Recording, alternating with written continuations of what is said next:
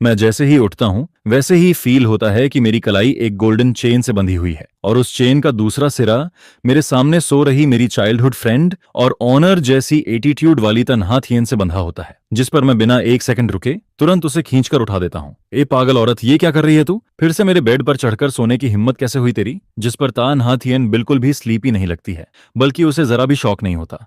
वो बस हल्का सा अपने लाल होंठ उठाकर मुझे ठंडी नजरों से देखती है। फिर मैं अपना बायां हाथ उठाकर गुस्से में बोलता हूँ, ये क्या है आखिर? जल्दी इसे खोल मेरे हाथ से। मैं वो गोल्डन चेन उसके सामने लहराता हूँ, जिस पर अचानक तन्हा थियन का मूड बदल जाता है। तुम फिर से वीएन डीएन के पास जाना चाहते हो ना? सपना देखना बंद करो। इस जिंदगी में तुम उससे दोबारा कभी नहीं मिल पाओगे। जिसे सुनकर मैं सिर खुजलाते हुए पूछता हूँ, कौन वीएन, कौन डीएन? वो है कौन आखिर? और मैं उसे ढूंढने क्यों जाऊंगा? इस बार तन्हा थियन खुद कुछ सेकंड के लिए फ्रीज हो जाती है, लेकिन अगले ही पल वो शायद मेरे पुराने ड्रामे याद कर लेती है, जिस पर वो चुप रहती है और मैं खुद आसपास का माहौल देखने लगता हूँ। एक बहुत बड़ा कमरा जहां हर चीज देखकर लगता है कि सब कुछ बेहद महंगा है। तभी तन्हा थियन ताना मारते हुए बोलती है, अब कौन सा नया ड्रामा शुरू करने वाले हो? फिर से फूलदान उठाकर मेरे सिर पर मारोगे या? लेकिन मैं उसकी बात पूरी तरह इग्नोर कर देता हूँ।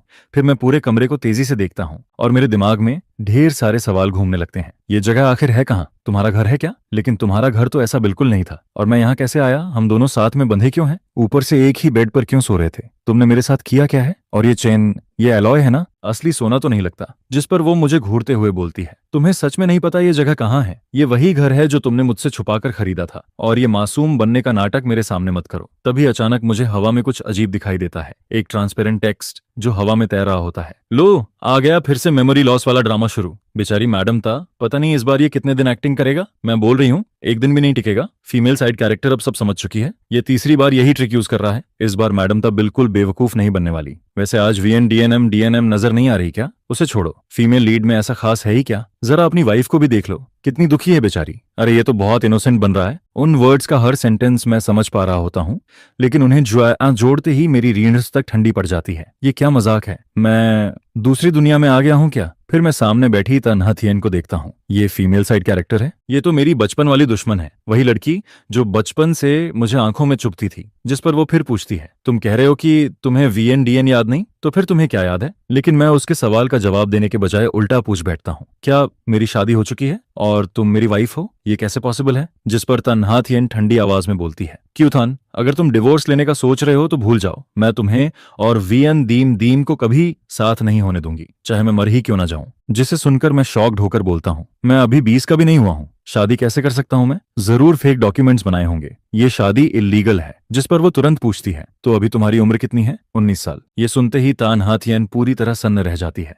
उसका दिल जैसे एक पल के लिए रुक जाता है, लेकिन फिर वो खुद को संभाल लेती है। क्यों थान, मेरे पास तुम्हारे ड्रामे में टाइम वेस्ट करने का वक्त नहीं है। ये मेमोरी लॉस वाला एक्ट तुम कई बार कर चुके हो। तुम्हें बोरियत नहीं होती, लेकिन मुझे बहुत होती है। बस वीएन डीएन को ढूंढना बंद कर दो, वो तुमसे सच्चा प्यार नहीं करती। जिस पर मैं तुरंत बोलता हूँ, मुझे मेमोरी लॉस नहीं हुआ। कल ही तो मैंने स्पोर्ट्स फेस्टिवल में 800 मीटर रेस जीती थी। उसके बाद फर्स्ट प्राइज भी मिला था और रेस के बाद मेरी तुमसे लड़ाई भी हुई थी। देखो, पैर में अभी भी चोट लगी है, लेकिन अभी जो कुछ हो रहा है उसका मुझे कुछ भी याद नहीं। जैसे जैसे तन्हा थियन मेरी बातें सुनती है, उसका चेहरा और भी खराब होता जाता है। उसकी नजरें लगातार मुझ पर टिकी रहती हैं, क्योंकि कियो थान की मुलाकात वीएन दीम दीम से उसी इवेंट के बाद हुई थी। अगर उसे सच में मेमोरी लॉस हुआ है तो उसका वीएन डीएन को ना पहचानना बिल्कुल लॉजिकल था। फिर वो धीरे से बोलती है, तुम 19 साल के नहीं हो, तुम अब 26 साल के हो चुके हो और हमारी शादी को पूरे 4 साल हो गए हैं। जिसे सुनकर मैं तुरंत बोल पड़ता हूँ, मैं नहीं मानता, मैं अभी भी 19 साल का हूँ। और सबसे बड़ी बात, मैं तुमसे शादी कैसे कर सकता हूँ? तुमने खुद कहा था कि दुनिया के सारे मर्द मर जाएं, तब भी तुम मुझे पसंद नहीं करोगी। जिस पर वो गहरी सांस लेकर बोलती है, आज के लिए मैं तुम्हारी बात मान लेती हूँ,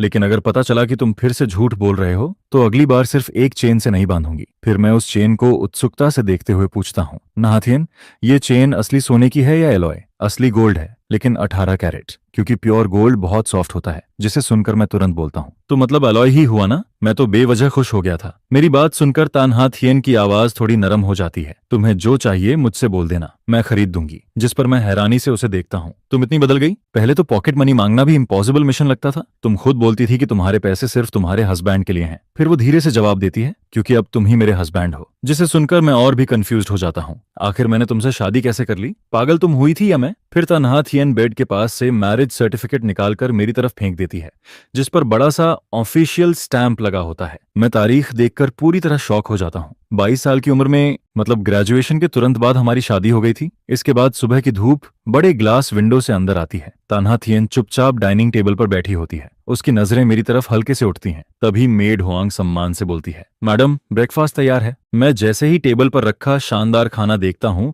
मेरी आंखें चमक उठती हैं, जिस पर तान्हा थियन चुपचाप मेरे हर रिएक्शन को नोटिस करती रहती है। फिर मैं खाना खाते खाते किचन की तरफ जोर से चिल्लाता हूँ, मैड हुआंग, आपकी कुकिंग स्किल तो कमाल की है। जिस पर मैड हुआंग किचन से मुस्कुराते हुए बाहर झांकती है। यंग मास्टर को पसंद आया, यही काफी है। पसंद है तो और खाइए, बहुत जबरदस्त है ये। मैं बोलते हुए एक और बन उठाकर मुंह में ठूंस लेता हूँ और फिर तान्हा थियन चुपचाप मुझे देखती रहती है, क्योंकि कियू थान के चेहरे पर ऐसी खुशी उसने शायद बहुत सालों बाद देखी थी। लेकिन उसके मन में अभी भी एक सवाल घूम रहा होता है, क्या ये सब सच है या फिर ये भी सिर्फ एक एक्टिंग है। बस एक पल में उसकी आंखों में उमड़ती हुई वो हल्की सी नरमी फिर से बर्फ जैसी ठंडी परत के नीचे दब जाती है। क्योंकि अगर कियू थान ये सब सिर्फ उसका भरोसा जीतने के लिए कर रहा है ताकि बाद में फिर उसे छोड़कर वियन दीम दीम के पास चला जाए, तो इस बार वो बिल्कुल नहीं टूटेगी। जिस पर तान्हा थियन मन ही मन खुद से कहती है, मैं उसे एक मौका दूंगी, पहले इंतजार करूंगी, फिर ध्यान से सब ऑब्जर्व करूंगी। लेकिन ये सोच भी उसके दिल को किसी जहरीले सांप की तरह जकड़ने लगती है। फिर वो धीरे से अपना कॉफी कप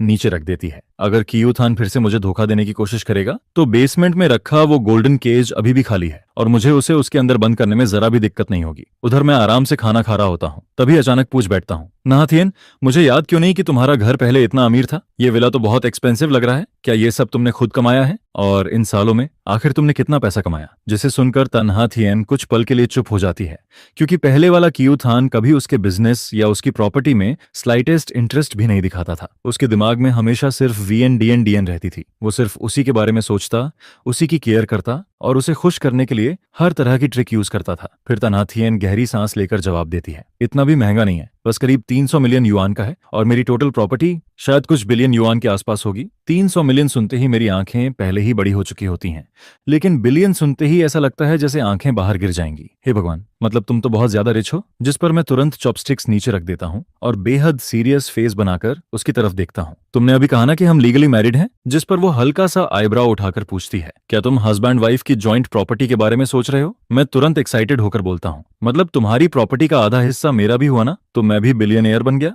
फिर अगले ही पल मैं मुस्कुराते हुए आगे झुकता हूँ, तो अभी सेलिब्रेट करें क्या? लेकिन यहाँ थोड़ा ऑकवर्ड नहीं होगा? क्यों ना बेडरूम में चलते हैं? आखिर मैं और तान्हा थियन हस्बैंड वाइफ हैं, थोड़ा इंटीमेसी हो भी जाए तो क्या फर्क पड़ता है? वैसे भी नुकसान तो मेरा कुछ होने वाला नहीं। मेरे चेहरे की वो चमकदार स्माइल देखकर तान्हा थियन फिर सोच में पड़ जाती है, क्योंकि मेरे चेहरे पर न कोई चालाकी थी, न कोई डार्क इंटेंशन। जिस पर वो मन ही मन सोचती है, क्या उसे सच में मेमोरी लॉस हुआ है? क्योंकि पहले चाहे कियू थान कितनी भी एक्टिंग कर ले, उसकी आंखों में उसके लिए नफरत साफ दिखाई देती थी। नहीं, मुझे अभी और ऑब्जर्व करना होगा। फिर वो अचानक बोलती है, हमारे बीच प्रेनअप एग्रीमेंट साइन हुआ था। जिसे सुनकर मैं कंफ्यूज होकर पूछता हूँ, प्रेनअप? हाँ, अगर डिवोर्स हुआ तो तुम खाली हाथ जाओगे। ये सुनते ही मेरे चेहरे की सारी खुशी ऐसे गायब हो जाती है जैसे हवा निकल गया बन। ये तो बहुत बड़ा शौक है। तुमने मुझसे इतनी सावधानी बरती थी? तान्हा थियन, मुझे उम्मीद नहीं थी कि तुम ऐसी इंसान निकलोगी। तुमने मेरा दिल तोड़ दिया। जिस पर वो सीधा जवाब देती है, ये आइडिया तुम्हारा था। शादी से पहले तुमने खुद इंसाइट किया था। मैंने खुद कहा था। मैं पूरी तरह स्टनर्ड होकर बोलता हूँ, उस वक्त क्या मैं पागल था? कौन अपनी मर्जी से पैसा छोड़ता है? जिस पर तान्हा थियन की आंखों में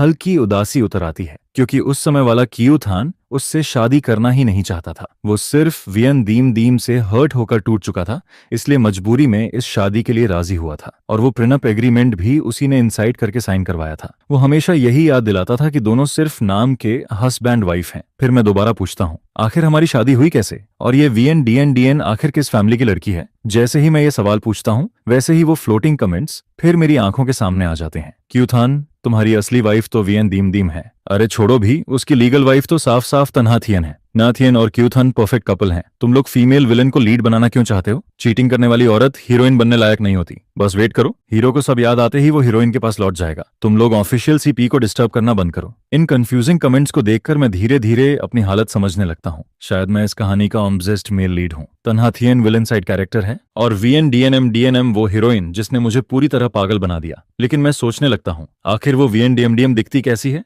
जो मैं उसके लिए जान देने तक तैयार हो गया? उधर तान्हा थियन काफी देर तक चुप खड़ी रहती है, फिर आखिरकार धीरे से बोलती है, वीएन डीएन तुम्हारा फर्स्ट लव है। उसके लिए तुमने मुझे काउंटलेस बार धोखा दिया, झूठ बोला और हर तरह की चाल चली। जिसे सुनकर मैं अपना सिर पकड़ लेता हूँ। हे भगवान, मैंने आखिर वो स्टूपिड प्रिनअप क्यों साइन किया था? मैं कितना बड़ा बेवकूफ था। मुझे खुद को कोसते देखकर तान्हा थियन थोड़ा घबरा जाती है, क्योंकि सुबह उठते ही मेमोरी लॉस और अब खुद को गालियां देना, ये सब बहुत अबनॉर्मल लग रहा था। फिर वो चिंता से पूछती है, क्या मैं फैमिली डॉक्टर को बुलाऊं? जिस पर मैं तुरंत हाथ हिलाकर मना कर देता हूँ, नहीं नहीं, मैं बिल्कुल ठीक हूँ। लेकिन तान्हा थियन मेरी हर छोटी हरकत को ध्यान से नोटिस कर रही होती है। ये सब बहुत अजीब है। आज उसका हर एक्शन अलग क्यों लग रहा है? फिर उसके मन में शक और बढ़ने लगता है। क्या उसने सीक्रेटली फिर से VNDN से कांटेक्ट किया है? क्या उस औरत ने फिर उसके दिमाग में कुछ भर दिया? कहीं ये पूरा मेमोरी लॉस वाला ड्रामा कोई केयरफुली प्लान्ड स्कीम तो नहीं? लेकिन साथ ही उसे ऐसा भी लग रहा था जैसे समय पीछे लौट आया हो, जैसे वो पुराना कियो थान वापस आ गया हो, जो अभी वियन दीम दीम के प्यार में अंधा नहीं हुआ था, जिस पर उसकी आंखें धीरे धीरे और ठंडी होती जाती हैं और उसके दिल का शक किसी जंगली बेल की तरह बढ़ता ही जाता है। इसके बाद ब्रेकफास्ट खत्म होता है। तान्हा थियन कंपनी के काम की वजह से कोट पहनकर ऑफिस जाने लगती है। उधर मैं अभी भी मुंह में बंद दबाए बैठा होता हूँ। जैसे ही उसे बैग लेकर बाहर जाते देखता हूँ, वैसे ही जल्दी से उसके पीछे भागता हूँ। फिर मैं उसके पीछे पीछे चलते हुए पूछता हूँ, तुम कहाँ जा रही हो? जिस पर वो मुड़कर जवाब देती है, ऑफिस, काम पर जा रही हूँ। और मैं सिर खुजलाते हुए ऑकवर्ड स्माइल देता हूँ। ओह हाँ, मैं तो भूल ही गया था। जिस पर मैं तुरंत पूछ बैठता हूँ, तो फिर मेरा क्या? मैं किस कंपनी में काम करता हूँ? लेकिन तान्हा थियन बिना एक्सप्रेशन बदले सीधा जवाब देती है, तुम्हें घर से बाहर जाने की परमिशन नहीं है। जिसे सुनकर मैं हैरानी से उसकी तरफ देखता हूँ। क्या? लेकिन क्यों? फिर वो ठंडी नजरों से मुझे घूरते हुए बोलती है, क्योंकि मुझे अभी भी लगता है कि तुम कोई नया ड्रामा कर रहे हो। मेरे सामने तुम्हारी क्रेडिबिलिटी बहुत पहले खत्म हो चुकी है। जिस पर मैं तुरंत सफाई देने लगता हूँ, लेकिन मैं सच बोल रहा हूँ। मुझे पिछले 6 सालों की कोई याद नहीं है, यहाँ तक कि उस VNDNM नाम की लड़की का चेहरा तक याद नहीं। इस हालत में मैं आखिर कर ही क्या सकता हूँ? फिर तान्हा थियन धीमी लेकिन सख्त आवाज में बोलती है, अगर सच में सब भूल चुके हो तो चुपचाप घर में रहो। बाहर जाने की बिल्कुल कोशिश मत करना, और भागने का तो सोचना भी मत। पूरे घर में सिक्योरिटी गार्ड्स लगे हुए हैं। उसकी आंखों में अभी भी पूरा शक भरा होता है। फिर वो अचानक हाथ आगे बढ़ाकर बोलती है, फोन दो। जिस पर मैं तुरंत प्रोटेस्ट करता हूँ, अरे मैंने हाउस अरेस्ट मान लिया ना, कम से कम थोड़ा एंटरटेनमेंट तो रहने दो। फिर वो जवाब देती है, थोड़ी देर में तुम्हें नया फोन मिल जाएगा। ये सुनते ही मैं खुश होकर हाथ से ओके साइन बना देता हूँ। इसके बाद तान्हा थियन जैसे ही बाहर निकलती है, वैसे ही मुड़कर गार्ड्स को ठंडी आवाज में ऑर्डर देती है, इन पर कड़ी नजर रखो, इन्हें कहीं बाहर मत जाने देना और किसी से कांटेक्ट भी नहीं करने देना, खासकर VNDN से तो बिल्कुल नहीं। जिस पर सारे गार्ड्स एक साथ जवाब देते हैं, जी मैडम ता। उधर तान्हा थियन की असिस्टेंट उसके साथ साथ चलते हुए जल्दी जल्दी आज का पूरा शेड्यूल बताने लगती है। मैडम ता, आज रात की बिडिंग मीटिंग बहुत इंपॉर्टेंट है। इस प्रोजेक्ट के लिए ता ग्रुप और कई बड़े बिजनेस ग्रुप्स के बीच कड़ी कंपटीशन चल रही है। असिस्टेंट शायद सुबह वाली मेरी हरकतों के बारे में सुन चुकी थी, इसलिए उसके चेहरे पर साफ चिंता दिखाई दे रही थी, क्योंकि पहले भी हर बार जब मैं कोई ड्रामा करता था, उसके पीछे असली मकसद VN ग्रुप की मदद करना होता था। हालांकि VN ग्रुप के सामने सिर्फ ताई ग्रुप ही कॉम्पिटिटर नहीं था, लेकिन सबसे बड़ा ऑब्स्टेकल जरूर ता ग्रुप ही था। असिस्टेंट काफी देर तक सोचने के बाद आखिर हिम्मत करके बोलती है, मैडम ता, अगर सर फिर से एक्टिंग कर रहे हो तो? जिस पर तान्हा थियन बिना कुछ बोले उसकी तरफ देखती रहती है और असिस्टेंट जल्दी से आगे बोल पड़ती है, अगर वो जानबूझकर मेमोरी लॉस का नाटक कर रहे हो ताकि आप केयरलेस हो जाएं और फिर टुनाइट की बिडिंग में VN ग्रुप को फायदा पहुंचा दें। फिर वो और भी सीरियस होकर बोलती है, सर पहले भी कई बार तक ग्रुप के इंपॉर्टेंट डील्स खराब कर चुके हैं, लेकिन आपने हमेशा उन्हें माफ किया। चाहे कंपनी को कितना भी लॉस हुआ हो, चाहे शेयर होल्डर्स कितनी भी क्रिटिसिज्म करें, आपने डिवोर्स लेने से हमेशा मना कर दिया। जिस पर फ्लोटिंग कमेंट्स फिर हवा में तैरने लगते हैं। ये हीरो सच में अंधा है क्या? इतनी परफेक्ट रिच वाइफ छोड़कर उस ग्रीन टी बिच के पीछे पड़ा है। सच में मैं होती तो ऐसे आदमी को कब का बाहर फेंक देती। मैडम तो जैसी ब्यूटीफुल और सक्सेसफुल वाइफ होने के बाद भी उस चीटिंग वाली हीरोइन के पीछे भाग रहा है। मुझे तो देखते ही गुस्सा आने लगता है, लेकिन तान्हा थियन बिल्कुल काम रहती है। फिर वो असिस्टेंट से कहती है, अगर वैसा कुछ भी हुआ जैसा तुम सोच रही हो तो तुरंत बैकअप प्लान शुरू कर देना, चाहे कुछ भी हो जाए। इस बार प्रोजेक्ट हमारे हाथ से नहीं निकलना चाहिए। जिस पर असिस्टेंट तुरंत सिर झुकाकर जवाब देती है, जी मैडम ता। उधर मैं घर में आराम से पड़ा होता हूँ। खाना खाकर पूरा पेट भर चुका था, इसलिए सीधे बेड पर फैल जाता हूँ। और सच कहूं तो ये बेड बहुत ज्यादा लग्जूरियस था। सिल्क की बेडशीट इतनी स्मूथ थी कि हाथ फिसल जाए। मैट्रेस इतना सॉफ्ट था कि लगता था बादलों पर लेटा हूं। ऊपर से स्मार्ट बेड भी था जो खुद पोजीशन एडजस्ट कर रहा था, जिस पर मैं आराम से करवट बदलते हुए सोचता हूँ, ऐसे बेड पर तो जिंदगी भर पड़ा रह सकता हूँ, बाहर जाने की जरूरत ही क्या है। फिर मैं पुरानी बातें याद करने लगता हूँ। पहले क्यू फैमिली और द फैमिली बस अच्छी खासी रिच फैमिलीज थी, महंगी चीजें खरीद सकते थे, लेकिन इतना जायंट विला खरीदना इम्पॉसिबल था। जिस पर मैं और कंफ्यूज्ड हो जाता हूँ, आखिर तान्हा थियन इतनी अमीर बनी कैसे। फिर मेरी नजर उन फ्लोटिंग कमेंट्स पर जाती है जो अभी भी हवा में तैर रहे थे, लेकिन उनमें ज्यादातर रैंडम बकवास ही होती है, कोई यूजफुल इन्फॉर्मेशन नहीं मिलती। जिस पर मैं बोर्ड होकर उन्हें इग्नोर कर देता हूँ और नया फोन लेकर इंटरनेट स्क्रॉल करने लगता हूँ। लेकिन थोड़ी देर बाद अचानक एक मैसेज पॉपअप होता है, क्यूथन, टुनाइट वाला प्रोजेक्ट मेरी कंपनी के लिए बहुत इंपॉर्टेंट है, तुम्हें मैंने किसी भी तरह तन्हा थियन को रोकना होगा। जैसे ही तग्रुप बाहर हो जाएगा हम शादी कर लेंगे। ये मैसेज पढ़कर मैं अभी सिर खुजला ही रहा होता हूँ कि तभी फ्लोटिंग कमेंट्स फिर सामने आ जाते हैं। वाह, हीरोइन अभी भी शेमलेस होकर हीरो को मैनिपुलेट कर रही है। 100% हीरो फिर से उसकी बात मान जाएगा। अरे नहीं, अभी हीरो को मेमोरी लॉस हुआ है ना, शायद अब उसे वो ग्रीन टी वुमन याद भी ना हो। रुको, मेमोरी लॉस अभी कंफर्म नहीं हुआ है, कहीं ये फिर से ट्रिक ना हो। टुनाइट वाला प्रोजेक्ट बहुत डेंजरस है, जो जीतेगा वो मार्केट में बहुत आगे निकल जाएगा। प्लीज हीरो, इस बार स्टूपिडिटी मत करना। इन कमेंट्स को देखकर आखिर मुझे पूरी बात समझ आने लगती है। तो ये मैसेज भेजने वाली वही ग्रीन टी हीरोइन VN है, जिस पर मैं तुरंत डिस्गास्टेड फेस बनाकर करवट बदल लेता हूं और फोन साइड में रख देता हूं। करीब 10 मिनट गुजर जाते हैं, लेकिन मैं रिप्लाई नहीं करता। उधर VN को कुछ गड़बड़ लगने लगता है। फिर वो लगातार स्वीट मैसेजेस भेजकर मुझे ल्योर करने की कोशिश करने लगती है, लेकिन मैं इतना इरिटेट हो जाता हूं कि सीधा उसका नंबर ब्लैकलिस्ट में डाल देता हूं, जिस पर VN पूरी तरह शॉक्ड रह जाती है। क्या उसने मुझे ब्लॉक कर दिया? फिर वो बेचैन होकर सोचने लगती है, क्या मैंने हाल में उसे इग्नोर ज्यादा कर दिया? इसके बाद वो तुरंत दूसरा अकाउंट यूज करके फिर से मैसेजेस भेजने लगती है, और इस बार उसके सारे मैसेजेस में वही फेक स्वीटनेस और ग्रीन टी वाली स्मेल भरी हुई होती है। लगभग सारी बातें यही थीं कि वो खुद को इनोसेंट साबित करना चाहती थी। उसके और बाकी मर्दों के बीच जो भी रिलेशनशिप थे वो सब सिर्फ बिजनेस पार्टनरशिप थी। उसके दिल में अगर कोई था तो सिर्फ मैं। वो इतना पैसा भी सिर्फ इसलिए कमा रही थी ताकि मुझसे शादी कर सके। यहाँ तक कि आज रात वाले प्रोजेक्ट को छीनने की उसकी प्लानिंग भी सिर्फ हमारे फ्यूचर के लिए थी, जिस पर मैं तुरंत उसे रिप्लाई करता हूँ, पहले 5 मिलियन ट्रांसफर करो, फिर देखेंगे तुम्हारी फीलिंग्स कितनी रियल हैं। बस इतना सुनते ही VN तुरंत अपना रंग बदल देती है। तुम बदल गए हो क्यूथान, पहले तुम इतने प्रैक्टिकल इंसान नहीं थे। तुम बहुत प्योर, इनोसेंट और काइंड हुआ करते थे, बिल्कुल साफ क्रिस्टल जैसे। जरूर तुम तन्हा थियन के साथ ज्यादा वक्त बिताने लगे हो, उसी ने तुम्हें खराब किया है। तुम्हें उससे दूर रहना चाहिए। मैं इतनी मेहनत सिर्फ हमारे फ्यूचर के लिए कर रही हूँ, फिर भी तुम मेरी मदद क्यों नहीं कर रहे? जिसे सुनकर मैं माथा सिकोड़कर गहरी सोच में पड़ जाता हूँ। क्या मैं सच में इतना बड़ा बेवकूफ था जो ऐसी औरत को पसंद करता था? फिर मैं खुद से ही बड़बड़ाने लगता हूँ, मैं आखिर दूसरी दुनिया में आया हूँ या सच में मेमोरी लॉस हुआ है? लेकिन चाहे जो भी हो, मैं इतना गिरा हुआ टेस्ट तो नहीं रख सकता। इसके बाद मेरा उससे बहस करने का भी मन नहीं करता। मैं सीधा उसका दूसरा नंबर भी ब्लैकलिस्ट में डाल देता हूँ और फिर आराम से फोन लेकर अपनी पुरानी फोटोज देखने लगता हूँ। उधर VN को पूरा भरोसा होता है कि उसने सारे ट्रेसेस मिटा दिए हैं, लेकिन तभी अचानक मैड वॉन्ग घबराई हुई तन्हा थियन को कॉल करती है।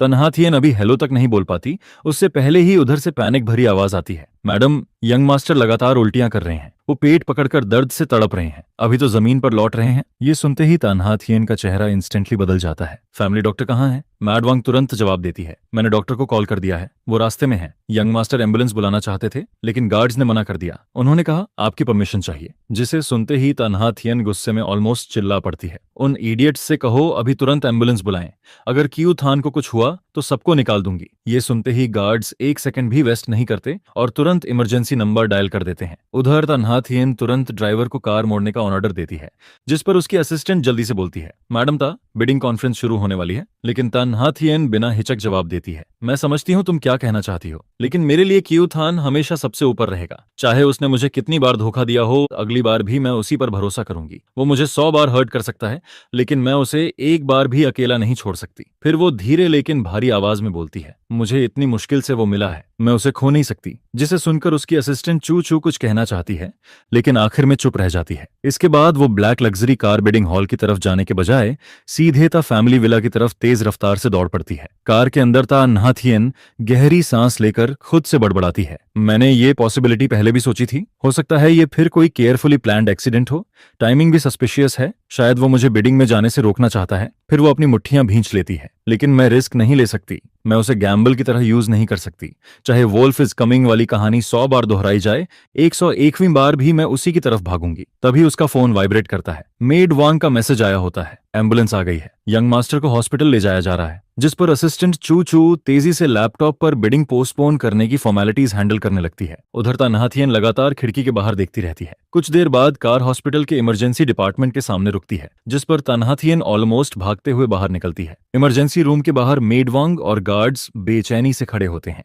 जैसे ही वो उसे देखते हैं, मेड वांग की आवाज कांपने लगती है, मैडम, तन्हा थियन घबराकर पूछती है, क्यू थान कहाँ ना है? डॉक्टर अंदर ट्रीटमेंट कर रहे हैं, जिस पर वो तुरंत इमरजेंसी रूम के दरवाजे तक पहुंचती है। छोटे ग्लास विंडो से अंदर सिर्फ डॉक्टर्स की भागदौड़ दिखाई दे रही होती है। फिर वो अपनी मुट्ठियां कस लेती है, खुद को काम करने की कोशिश करती है और अगले ही पल गार्ड्स की तरफ मुड़कर ठंडी आवाज में पूछती है, अभी एम्बुलेंस बुलाने से किसने रोका था? उसकी आवाज ज्यादा ऊंची नहीं थी, लेकिन इतनी ठंडी थी कि सबके रोंगटे खड़े हो जाते हैं। फिर एक बल्कि गार्ड डरते हुए आगे आता है। मैडम, आपने पहले ऑर्डर दिया था कि अगर young master emergency contact use करें या बाहर जाना चाहें तो पहले आपकी परमिशन लेनी होगी, लेकिन वो उसकी बात बीच में ही काट देती है। मैंने तुम्हें उसे प्रोटेक्ट करने के लिए रखा था, न कि दर्द से तड़पते हुए देखने के लिए। उसकी आंखों में गुस्सा साफ जल रहा होता है। अगर उसे कुछ हो जाता तो क्या तुम सबकी जान उसकी बराबरी कर पाती? जिसे सुनकर सारे गार्ड्स डर के मारे चुप हो जाते हैं।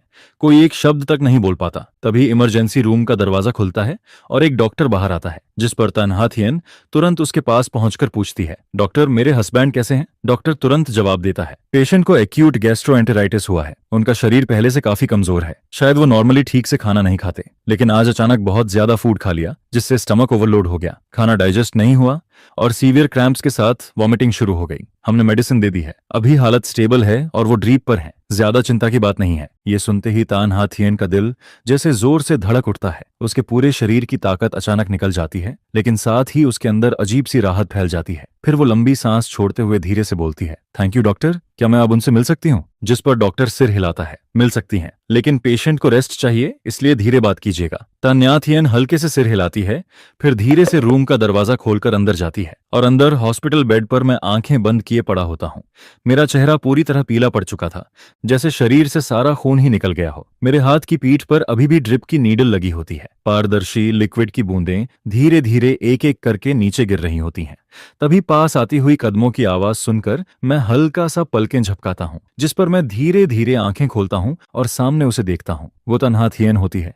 उसी पल मेरी आंखों में एक बेहद कॉम्प्लिकेटेड इमोशन चमकता है, जैसे मैं हैरान भी हूँ और साथ ही कुछ सोच भी रहा हूँ। लेकिन अगले ही पल मैं फिर से वही कमजोर और बेबस वाला एक्सप्रेशन ओढ़ लेता हूँ। क्या टोंग की कोई बहुत इंपॉर्टेंट मीटिंग नहीं चल रही थी? मेरी आवाज भारी और बैठी हुई सुनाई देती है, जिस पर तन्हा थियन की आंखों में एक अजीब सी चमक उभरती है। फिर वो ठंडी आवाज में पूछती है, तुम्हें ये बात कैसे पता? जिस पर दानमाकू तैरने लगते हैं। ओहो, फीमेल लीड को शक होना शुरू हो गया है। मेल लीड तो जानबूझकर एक्टिंग कर रहा है ताकि उसे बिडिंग कॉन्फ्रेंस से रोका जा सके। चिंता मत करो, फीमेल लीड इतनी आसान नहीं है। चाहे वो ना भी जाए, उसके एम्प्लॉयज भी कोई मामूली लोग नहीं है। देखो देखो, मेल लीड बस छींक मारकर आंखों में आंसू लाता है और फीमेल लीड तुरंत भागती हुई चली आती है। सपोर्ट करो फीमेल लीड को, मेल लीड को सीधा कैद कर लेना चाहिए। वाह, इम्प्रिजनमेंट आर्क आने वाला है क्या? असल में मैं तो सब सच तन्हा थियन को बताने का सोच रहा होता हूँ, क्योंकि मेरी मौजूदा यादों में वही इंसान होती है जिसके साथ मैं सबसे ज्यादा फेमिलियर फील करता हूँ। आज मेरे फोन पर एक अजीब मैसेज आया था। उसमें लिखा था कि मुझे हर हाल में तुम्हें रोकना है, तुम्हें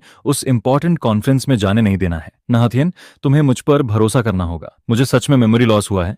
चाहे पहले हमारे बीच कितने भी झगड़े हुए हों, लेकिन मैं कभी भी किसी आउटसाइडर के साथ मिलकर अपनी वाइफ के खिलाफ नहीं जाता। और अब तो मुझे ये भी याद नहीं कि मैसेज भेजने वाला कौन था। फिर भी अगर मैं उसे जानता भी होता, तब भी मैं इतना गिरा हुआ इंसान नहीं हूं कि तुम्हारा करियर बर्बाद करने लगूं। जिस पर तन्हा थियन शायद मेरी बातों से थोड़ी पिघल जाती है। उसकी आंखें धीरे धीरे नरम पड़ने लगती हैं। फिर वो हाथ बढ़ाकर मेरा फोन लेने की कोशिश करती है ताकि खुद चेक कर सके। अगर पहले वाला मैं होता तो शायद घबराकर फोन छिपा लेता, लेकिन इस बार मैं बिल्कुल काम रहता हूँ।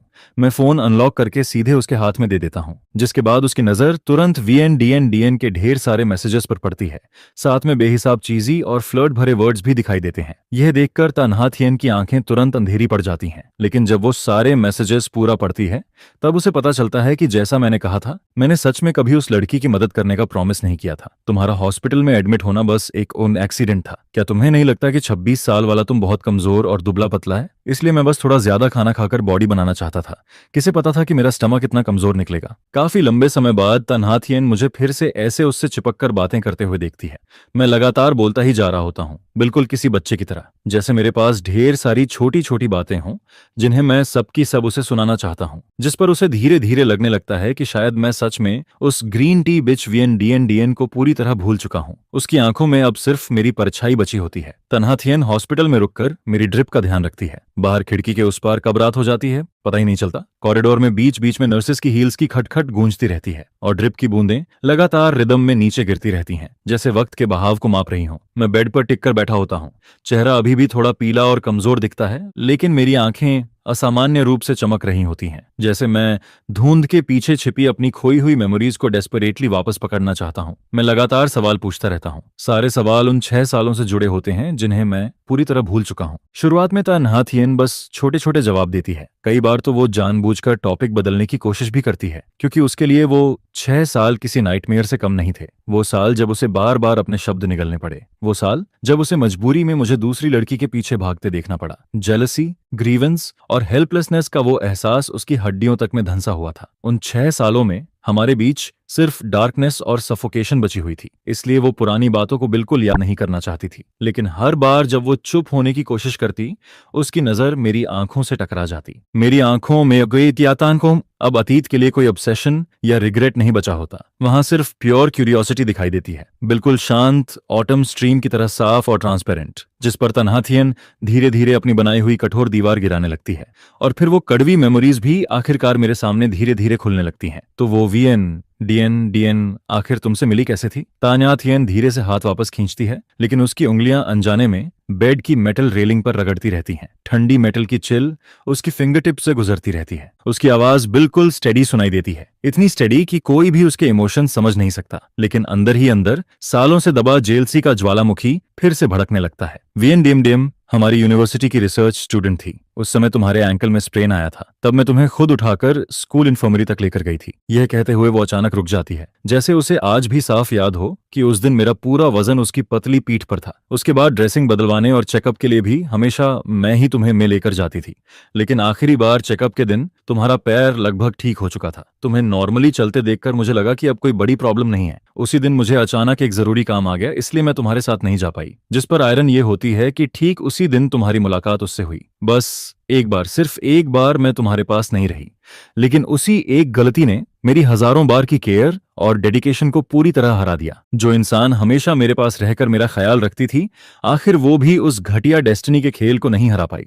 बस एक छोटी सी गलती, एक मामूली सी चूक, और उसी ने मुझे किसी दूसरे के प्यार में धकेल दिया। आज तक जब भी वो बात याद आती है, ऐसा लगता है जैसे दिल के सबसे कमजोर हिस्से में कोई छोटा सा कांटा अब भी चुभा हुआ है। फिर उसके बाद क्या हुआ? मैं बड़े इनोसेंट तरीके से पूछता हूँ, जैसे किसी और की कहानी सुन रहा हूँ, जिसका मुझसे कोई लेना देना ही ना हो। जिस पर तन्हा थियन धीमी आवाज में आगे बोलती है, उस दिन के बाद तुमने बातें छिपानी शुरू कर दी थीं। हर वक्त किसी न किसी से चोरी छिपे मैसेज करते रहते थे, हमेशा खोए खोए से रहते थे। और उस समय मैं प्रोजेक्ट के फाइनल स्टेज में इतनी बिजी थी कि खाने पीने और सोने तक का होश नहीं रहता था। दिन रात सब उल्टा पुल्टा हो चुका था। लेकिन जैसे ही मुझे थोड़ा टाइम मिला और मैं तुम्हें ढूंढने आई, तुम अचानक मेरे सामने आकर बोले कि तुम वीएन डीएन को प्रपोज करने वाले हो। जिसके बाद कमरे में अचानक सन्नाटा छा जाता है, सिर्फ मेडिकल मशीन्स की हल्की भनभनाहट सुनाई देती रहती है। तो फिर आखिर हमारी शादी कैसे हुई? मैं भौहें सिकोड़ते हुए कंफ्यूजन भरे चेहरे के साथ सीधा सबसे जरूरी सवाल पूछ बैठता हूँ। यही वो सवाल होता है जो सुबह आंख खुलने के बाद से लगातार मेरे दिमाग में घूम रहा था, जिस पर तन्हा थियन धीरे से जवाब देती है। बाद में तुम्हें मैं पता चला कि वीएन डीएन सिर्फ तुम्हारे साथ ही फ्लर्ट नहीं कर रही थी। सबसे बड़ी बात तो ये थी कि उसके फैमिली ने पहले से ही उसके लिए एक फियांसे तय कर रखा था। तुम्हें इतना गुस्सा आया कि सीधे मेरे पास आकर फ्लैश मैरिज की बात करने लगे। उस वक्त तुम्हारी हालत बिल्कुल बिल्कुल किसी छोड़े हुए पप्पी जैसी थी, और मैं उस समय बस तुम पर तरस खाकर मान गई थी। लेकिन तन्हा थियन झूठ बोल रही होती है। सच तो ये था कि वो हमेशा से मुझे सीक्रेटली चाहती थी, बस कभी पा नहीं सकी। और तभी अचानक मैं खुद उसके सामने एक गोल्डन चांस बनकर आ गया था। रुको जरा, मैं शॉक्ड होकर सीधा उठकर बैठ जाता हूँ। भूख और गुस्से की वजह से मेरी आवाज तक कांपने लगती है। इसी बीच तेज मूवमेंट की वजह से हाथ में लगी नीडल भी हल्की बाहर खिसक जाती है। तो इसका मतलब मैं किसी और का बॉयफ्रेंड छीनने वाला चीप साइड कैरेक्टर था? मैं लगभग चिल्ला पड़ता हूँ। दिल के अंदर डिसबिलीफ और एम्बैरेसमेंट दोनों एक साथ उमड़ने लगते हैं। इस वक्त मुझे समझ ही नहीं आता कि मुझे कैसा एक्सप्रेशन बनाना चाहिए। असल में मैं जानबूझकर तन्हा थियन से पिछले 6 सालों की सारी बातें डिटेल में पूछ रहा होता हूँ। एक तरफ मैं उसके मुंह से सच सुनना चाहता हूँ, लेकिन उससे भी ज्यादा क्यूरियोसिटी मुझे दानमाकू कमेंट्स की होती है, जिस पर कमेंट्स फिर से तैरने लगते हैं। Original heroine setting he love at first sight वाली थी। चाइल्डहुड फ्रेंड आखिर व्हाइट मूनलाइट को कैसे हरा सकता है? तटोंग इस बार बुरी तरह हारी जरूर है, लेकिन अनफेयर बिल्कुल नहीं हुआ। अरे वीएन डीएन सबके साथ फेक थी, लेकिन मेल लीड से सच में प्यार करती थी। बकवास मत करो। वो ग्रीन टी बिच सबको लाइन देती फिरती थी। सब भूल गए क्या मेल लीड उसके लिए कितनी बार टूट चुका है? वीएन फैमिली की हेयरलेस होने के बावजूद उसके फैमिली में इलिजिमेट चिल्ड्रन भरे पड़े थे, इसलिए उसे पावर हासिल करने के लिए हर तरीका इस्तेमाल करना ही था। वीएन ग्रुप उसके लिए बस एक टूल था। मेल लीड के अलावा बाकी आदमी उसके लिए बस टाइम पास थे। टाइम पास तेरे बाप का। अगर इतना ही प्यार था तो फियांसे से एंगेजमेंट क्यों नहीं तोड़ी? और जब मेल लीड को इंटरनेट पर मिस्ट्रेस कहकर गालियां दी जा रही थीं, तब वो ग्रीन टी बिच गायब हो गई थी। यही है उसका प्यार। डेनमार्को में फिर से लड़ाई शुरू हो जाती है और मैं तान्हा थियन की बातें सुनते सुनते धीरे धीरे पूरे 6 सालों की सच्चाई जोड़ने लगता हूँ। सारे पीसेस मिलकर मेरे दिमाग में एक कंप्लीट पिक्चर बनाना शुरू कर देते हैं। आखिरकार ये पूरा रिडिकुलस और टॉक्सिक ड्रामा शुरू ही वीएनडीएम की एम्बिशन की वजह से हुआ था। वो फैमिली की सबसे ऊंची पोजीशन हासिल करना चाहती थी, लेकिन साथ ही मुझे भी छोड़ना नहीं चाहती थी। इसलिए उसने दो नाव में पैर रखा। एक तरफ प्यार का नाटक करके मुझे अपने पास बांधे रखा और दूसरी तरफ फियांस के साथ एंगेजमेंट भी कायम रखी, ताकि दोनों तरफ से फायदा मिलता रहे। लेकिन जब सच बाहर आया तब पूरा ब्लेम मेरे सिर पर आ गिरा। और वो लड़की जो हर वक्त कस्में खाती थी कि वो मुझसे बेहद प्यार करती है, उसने एक बार भी मेरे लिए खड़े होने की हिम्मत नहीं दिखाई। धत्त तेरे की, मैं सिर पकड़कर बैठ जाता हूँ। ये तो पूरा क्लीशे डॉग ब्लड नॉवेल वाला प्लॉट निकला। मैं कितना भी सोचूं, मुझे यकीन ही नहीं होता कि मेरा पुराना वर्जन इतना बेवकूफ हो सकता था। मैं इतना स्मार्ट इंसान होकर भी किसी के पीछे ऐसे कैसे घूम सकता हूँ? आखिरकार ड्रिप की आखिरी बूंद भी खत्म हो जाती है। फिनाली, अब मैं इस दवाई की बदबू वाले हॉस्पिटल से निकल सकता हूँ। जैसे ही मैं बाहर निकलता हूँ, मेरी नजर सामने खड़ी शाइनी लग्जरी कार पर जाकर अटक जाती है। मेरी आंखें तुरंत चमक उठती हैं। वाह भाई, ये कार तो एकदम बीस्ट लग रही है। मैं खुद को रोक नहीं पाता और उंगलियां धीरे धीरे कार की बॉडी पर फेरने लगता हूँ। पूरे 280,000 युआन की है ये। फिर मैं अचानक पीछे मुड़कर अफसोस भरे टोन में बोल पड़ता हूँ, कसम से कालरीताजा, अगर उस साल मैं उस पगली वीएनडीएन के चक्कर में ना पड़ता तो आज तक मैं भी सक्सेसफुल एंटरप्रेन्योर बन चुका होता, ढेर सारा पैसा कमा चुका होता। फिर मैं अपनी मेहनत से सुपरकार खरीदता, लग्जरी विला लेता। इतना कहते कहते मैं हल्का सा गला साफ करता हूँ, ठुड्डी ऊपर उठाकर बिल्कुल एरोगेंट अंदाज में इमेजिनेशन में खो जाता हूँ और शायद कुछ हॉट लॉन्ग लेग्ड मॉडल्स को शुगर बेबी बनाकर रखता भी, जिस पर तान्हा थियन की नजर तुरंत ठंडी पड़ जाती है। तुम जिसे चाहे रखो, उससे मुझे क्या? अरे मुझे तो बस लॉन्ग लेग्ड मॉडल्स पसंद हैं, तो क्या प्रॉब्लम है? मेरी चमकती दमकती जवानी के पूरे 6 साल ऐसे ही लूट लिए गए। पूरे 6 साल, समझे तुम? मैंने तो आज तक किसी लड़की का हाथ तक ढंग से नहीं पकड़ा था और पता नहीं कैसे बस एक नींद से उठा और आंख खुलते ही देखा कि मैं तुम्हारे साथ हस्बैंड वाइफ बनकर बंध चुका हूं। अब अगर मेरा मन मॉडल्स को शुगर बेबी बनाकर रखने का करे तो उसमें गलत क्या है? क्या ये इलीगल है? मुझे पसंद है, इसलिए मैं करूंगा। जिस पर थोड़ी देर पहले ड्रिप वाले कमरे में जो रेयर वार्म एटमॉस्फेयर बना हुआ था, वो इसी पल पूरी तरह धुएं की तरह उड़ जाता है। तन्हा थियन के बर्फ जैसे ठंडे चेहरे को देखकर मैं भी तुरंत पुराने दिनों वाला एटीट्यूड पकड़ लेता हूँ। वही बदतमीज मुंहफट अंदाज। दिमाग में जो आता है सीधे बोल देता हूँ। इतना बोलने के बाद मैं सीधे कार में घुसने लगता हूं, लेकिन जानबूझकर उसे छेड़ने के लिए फ्रंट सीट छोड़कर पीछे वाला दरवाजा खोलता हूं। फिर बड़े आराम से अंदर बैठकर फैल जाता हूं, जैसे ताटोंग मेरी पर्सनल ड्राइवर हो। जिस पर तान्हा थियन मुझे ऐसे देखती है जैसे अचानक पुराने दिनों वाला मैं वापस लौट आया हो। उसके होंठों पर अनजाने में हल्की सी स्माइल आ जाती है। फिर वो खुद पीछे का डोर खोलती है और मेरा कॉलर पकड़कर मुझे बाहर खींच लेती है। नीचे उतरिए यंग मास्टर। ये पहली बार होता है जब मैं तान्हा थियन को इतना चाइल्डिश और सुल्किंग अंदाज में देखता हूँ, जिस पर मैं भी कूअनपरेट करते हुए खुद को उसकी पकड़ में छोड़ देता हूँ और वो मुझे फ्रंट पैसेंजर सीट में बैठा देती है। तुम्हारी हिम्मत कैसे हुई मुझे ड्राइवर समझने की? मेरे जैसे हैंडसम यंग मास्टर की ड्राइवर बनना भी तुम्हारे लिए ब्लेसिंग है। अंदर ही अंदर खुश हो रही होगी। जिस पर तान्हा थियन और बहस नहीं करती, बस क्वाइटली कार स्टार्ट करती है। लग्जरी कार रात की सड़क चीरती हुई सीधे ता फैमिली विला की तरफ निकल जाती है। जैसे ही कार घर के बाहर रुकती है, मैं फिर से नाटक शुरू कर देता हूँ। सीट पर फैलकर स्टीयरिंग पकड़ लेता हूँ और नीचे उतरने से मना कर देता हूँ, जिस पर तन्हा थियन मजबूर होकर बच्चों जैसी टग ऑफ वॉर शुरू कर देती है।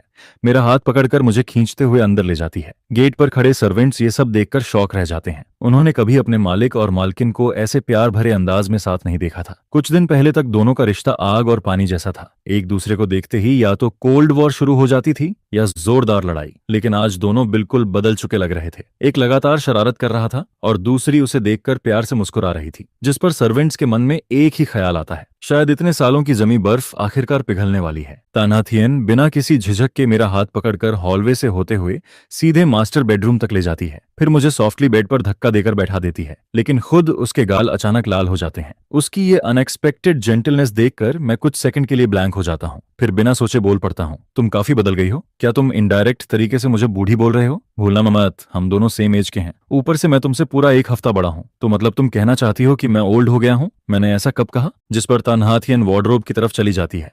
उसके होंठों पर हल्की स्माइल बनी रहती है। पहले जाकर नहा लो, हम दोनों साथ में सोएंगे। मेरे दिमाग में तुरंत अजीब अजीब इमेजिनेशन दौड़ने लगती है, जिस पर मैं सस्पिशियस होकर पूछ बैठता हूँ, हाँ, और जरूरत पड़ी तो मैं तुम्हें बांध भी दूंगी। क्या पता आधी रात को भाग जाओ। ये इलीगल डिटेंशन है, मैं पुलिस बुलाऊंगा। ठीक है, बुला लो, हम लीगली मैरिड हैं। मैं पुलिस को बोल दूंगी कि ये हस्बैंड वाइफ का प्राइवेट गेम है, देखना वो बीच में पड़ते हैं या नहीं। तन्हाथियन, तुम पूरी फीमेल हुलियन हो। जब मैं बाथरूम से निकलता हूँ तब मैंने सिर्फ नाइट सूट पहन रखा होता है, जिस पर तन्हाथियन एक पल के लिए ऑकवर्ड हो जाती है, फिर तुरंत उठकर खुद बाथरूम में चली जाती है। उसी समय बाहर रखा फोन अचानक चमक उठता है। ताटोंग, बिडिंग प्रोजेक्ट का रिजल्ट आ गया, हम जीत गए, वीएन फैमिली खत्म हो गई। तन्हाथियन जल्दी जल्दी नहाकर बाहर निकलती है, लेकिन जैसे ही वो बेडरूम में आती है उसका दिल अचानक डूब जाता है, क्योंकि कमरे में मैं कहीं दिखाई नहीं देता। उसका चेहरा तुरंत सफेद पड़ जाता है, जैसे किसी ने उसे बर्फीले कुएं में धक्का दे दिया हो। वो फिर से गायब हो गया। उसका शरीर हल्का कांपने लगता है, कोई जवाब नहीं आता। एक बुरी फीलिंग उसे अंदर से डुबाने लगती है। क्यूथन, जल्दी जाओ और उसे ढूंढ कर लाओ, अभी।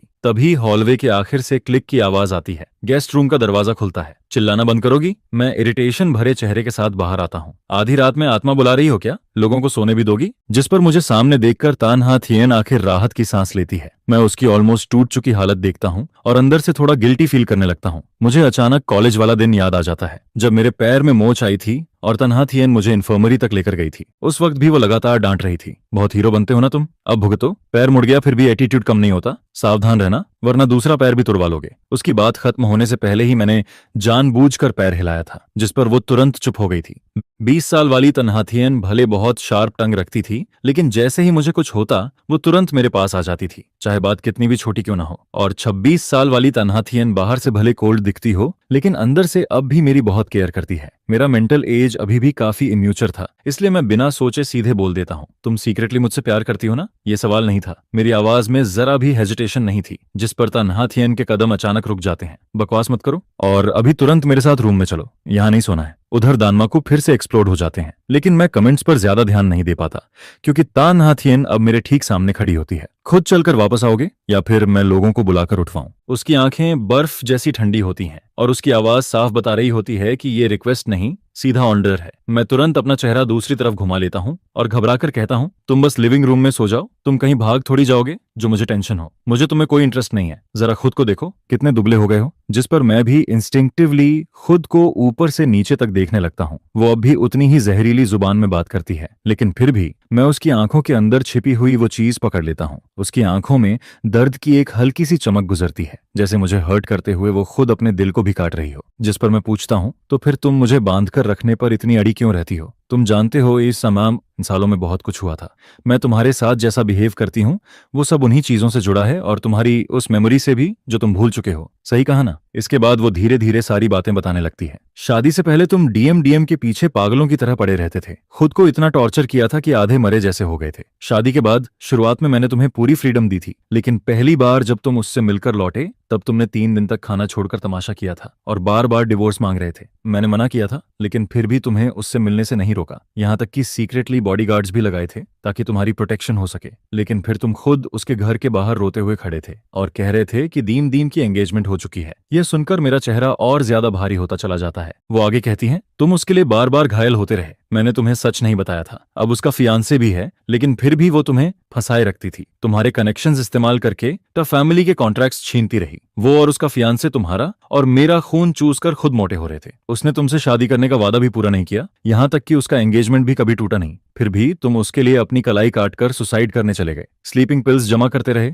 बार बार मरने की जिद करते रहे, यहाँ तक कि उसके बचपन के दोस्त को किडनी चाहिए थी और तुम खुशी खुशी अपनी किडनी डोनेट करने तक को तैयार हो गए थे। जिस पर वो गहरी सांस लेकर कहती है, अगर मैंने तुम्हें रोककर घर में बंद न किया होता तो आज तुम सिर्फ इतने कमजोर नहीं होते, बल्कि कब के हड्डियों का ढांचा बन चुके होते। उस दिन के बाद से दिन में मैंने लोगों से तुम्हारी निगरानी करवाई और रात में तुम्हें बांधकर अपने साथ सुलाने लगी ताकि तुम भाग ना सको। मैं पूरी तरह सुन्न पड़ जाता हूँ। वो मैं था क्या? मैं इतना बड़ा इडियट था? जितना ज्यादा मैं सुनता हूँ मेरा चेहरा उतना ही बदसूरत होता जाता है। मेरी पूरी वर्ल्ड व्यू हिलने लगती है। मुझे तो लगने लगता है कि इस नॉवेल के ऑथर का दिमाग ही खराब था। मैं इस बात को किसी भी तरह डाइजेस्ट नहीं कर पा रहा था, लेकिन फिर वो अचानक कहती है, अब तो तुम्हें कुछ याद भी नहीं है तो मुझे फर्क नहीं पड़ता। जिस पर मैं भी तुरंत खुद को जस्टिफाई करते हुए बोल पड़ता हूँ, लेकिन अब तो मैं सब भूल चुका हूँ ना। कौन जानता है कब तुम्हें फिर सब याद आ जाए और तुम फिर वही मरने मारने वाले ड्रामे शुरू कर दो। इसलिए तुम्हें मेरे कमरे में ही रहना पड़ेगा। बेकार की रेजिस्टेंस मत करो। मुझे तुम्हारे साथ कुछ गलत करने में कोई इंटरेस्ट नहीं है। आखिरकार मुझे कॉम्प्रोमाइज करना पड़ता है। इतने सालों तक उसने मुझे कभी छोड़ा नहीं। यह सोचकर मेरे अंदर अजीब सी वार्मथ फील होती है। तन्हाथियन चाहे जुबान से कितनी भी कड़वी हो, लेकिन वो हमेशा फैमिली की तरह मेरे साथ खड़ी रही है। जिस पर मैं धीरे से कहता हूँ, ठीक है, वैसे भी खुद को देखकर मुझे भी खुद में कोई इंटरेस्ट नहीं बचा। इसके बाद तन्हाथियन मुझे वापस मास्टर बेडरूम में ले जाती है और बड़े आराम से चेन निकालकर हम दोनों को एक साथ बांध देती है। वो सच में जो कहती है वही करती है। फिर वो बेड के दूसरे कोने में जाकर लेट जाती है, जबकि मेरी आंखों से नींद पूरी तरह गायब हो चुकी होती है। जिस पर मैं धीरे से बोलता हूँ, तन्हाथियन, बेड पर सोना सच में बड़ा कंफर्टेबल है, लेकिन पूरा दिन थकी होने की वजह से और ऊपर से 2 बार डर जाने के कारण वो मुझे कोई जवाब नहीं देती। और फिर देखते ही देखते अगली सुबह हो जाती है। शांत कमरे में हल्की हल्की चेन टकराने की आवाज साफ सुनाई देती है। तन्हाथियन उठ चुकी होती है। उसकी मूवमेंट्स बेहद हल्की होती हैं, लेकिन मेटल चेन की आवाज फिर भी मेरे कानों तक पहुंच जाती है, जिससे मेरी नींद खुल जाती है। मैं चिढ़कर तकिए में चेहरा दबा लेता हूँ। इतनी जल्दी क्यों उठा रही हो? आज सुबह तो कोई क्लास भी नहीं है, मुझे आराम से सोने दो ना। जिस पर वो धीमी आवाज में कहती है, पहले नीचे आकर ब्रेकफास्ट कर लो, उसके बाद जितना सोना है सो लेना। मैं आंखें बंद किए पड़ा रहता हूँ, लेकिन तभी मेरे दिमाग में कुछ गड़बड़ सी होने लगती है। रुको, मेंस डॉर्मेट्री में किसी लड़की की आवाज कैसे आ सकती है? और अगले ही पल टूटी हुई मेमोरीज अचानक जुड़ने लगती हैं। मैं ऐसे उछलकर बैठ जाता हूँ जैसे किसी ने मेरे ऊपर उबलता पानी डाल दिया हो। जिस पर वो हल्का सा मुस्कुराकर कहती है, तुम्हारी मेमोरी तो काफी अच्छी है, इतनी अच्छी तरह याद है कि आज कोई क्लास नहीं है। लेकिन मैं जवाब नहीं देता। मैं बस बेड पर बैठा और भी गहरे शौक और कंफ्यूजन में डूब जाता हूँ। 6 साल पहले की बातें मुझे ऐसे याद आने लगती हैं जैसे कल की ही बात हो। मेरे सामने खड़ी यह औरत और मेरे शरीर का बदल चुका एहसास, दोनों मुझे यही बता रहे होते हैं कि सच में पूरे 6 साल गुजर चुके हैं। लेकिन यह बात बिल्कुल भी नॉर्मल नहीं थी। मेमोरी लॉस में इंसान सब भूल जाता है। फिर ऐसा कैसे हो सकता है कि पुरानी बातें साफ याद रहें, लेकिन बीच के पूरे 6 साल गायब हो जाएं? जिस पर मेरे दिमाग में एक और भी ज्यादा पागलपन भरा ख्याल आता है, क्या मैं टाइम ट्रैवल करके यहाँ आ गया हूँ? पता हूँ। इसी बीच नीचे से उसकी आवाज आती है, नीचे आकर ब्रेकफास्ट कर लो और आज थोड़ा कम खाना, कल की तरह फिर हॉस्पिटल मत पहुंच जाना। मैं बस धीमे से कुछ बड़बड़ाता हूँ और उसकी पतली सी फिगर को कमरे से बाहर जाते देखता रहता हूँ। दरवाजा धीरे से बंद हो जाता है, जिस पर मैं तुरंत चादर सिर तक खींच लेता हूँ, बिल्कुल किसी डरे हुए ऑस्ट्रिच की तरह, और अंधेरे में पड़े पड़े उसी शॉकिंग गेस के बारे में सोचता रहता हूँ। तभी अचानक एक आवाज सुनाई देती है, सॉरी, मैं थोड़ा लेट हो गया। जिस पर मेरा पूरा शरीर अकड़ जाता है। मैं झटके से चादर हटाकर पूरे कमरे में नजर दौड़ाता हूँ। कौन है वहां? क्यूथन, हेलो, मैं कमरे में नहीं हूँ, मैं तुम्हारे दिमाग के अंदर हूँ। यह सुनते ही मेरा दिमाग सुन्न पड़ जाता है। बस अब तो पक्का स्किज़ोफ्रेनिया हो गया है। मैं पूरी तरह पैनिक में आ जाता हूँ। तुरंत बेड से कूदकर नंगे पैर कमरे से बाहर भागता हूँ। सीढ़ियों से नीचे दौड़ते हुए बस यही कोशिश करता हूँ कि उस अजीब आवाज से छुटकारा मिल जाए। उधर तन्हाथियन डाइनिंग रूम में ब्रेकफास्ट कर रही होती है। मेरी घबराई हुई चीख सुनते ही वो फोर्क और नाइफ फेंक कर तुरंत सीढ़ियों की तरफ दौड़ पड़ती है और कुछ सीढ़ियां चढ़ते ही वो सीधे मुझसे टकरा जाती है। क्या हुआ? हाँ, अंधान। उसकी नजर तुरंत मेरे पीले पड़े चेहरे पर जाती है, जिस पर मैं उसकी बांह कसकर पकड़ लेता हूँ, जैसे डूबता इंसान आखिरी तिनका पकड़ता है। मेरी आवाज कांप रही होती है और मैं तेजी से बोलने लगता हूँ। अभी अभी मुझे एक अजीब आवाज सुनाई दी। वो सीधे मेरे दिमाग के अंदर बोल रही थी, नाथियन, क्या मुझे सच में कोई मेंटल प्रॉब्लम हो गई है? क्या मुझे स्किज़ोफ्रेनिया हो गया है, इसलिए मुझे हेलुसिनेशंस हो रहे हैं? लेकिन वो बस कंफ्यूज्ड होकर मुझे देखती रहती है। तुम क्या बोल रहे हो? कैसी आवाज? जिस पर मैं अचानक रुक जाता हूँ। क्या तुम सुन नहीं पा रही? मैं शॉक्ड होकर उसे घूरने लगता हूँ, लेकिन अगले ही पल उसकी आवाज साफ मेरे कानों में गूंजती है। तुमने अभी मुझे बाहरी कहा? यह सुनते ही तन्हाथियन का चेहरा सख्त पड़ जाता है। उसकी आंखों में हर्ट साफ दिखाई देने लगता है। इतनी देर से तुम लगातार कुछ ना कुछ बोले जा रहे हो, लेकिन मुझे तुम्हारी एक भी बात सुनाई नहीं दी। अभी बस एक बार तुम्हें डांटा ही था और तुम्हारा गला फिर से बंद हो गया क्या? मैं घबराहट और गुस्से के बीच बुरी तरह फंसा हुआ था। डर कुछ पल के लिए गुस्से के नीचे दब चुका था। अभी थोड़ी देर पहले तुमने सच में एक भी आवाज नहीं निकाली थी। पहले मेमोरी लॉस, अब बोलना बंद, ऊपर से हैलुसिनेशंस भी।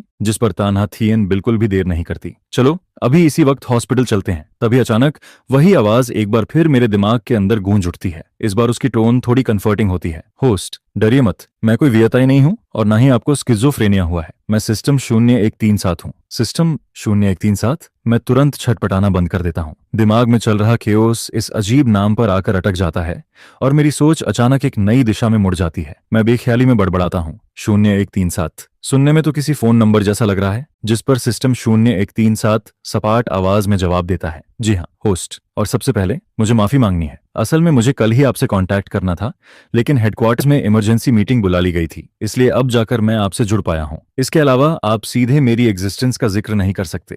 दूसरों के सामने मुझसे जुड़े सारे शब्द ऑटोमेटिकली ब्लॉक हो जाएंगे।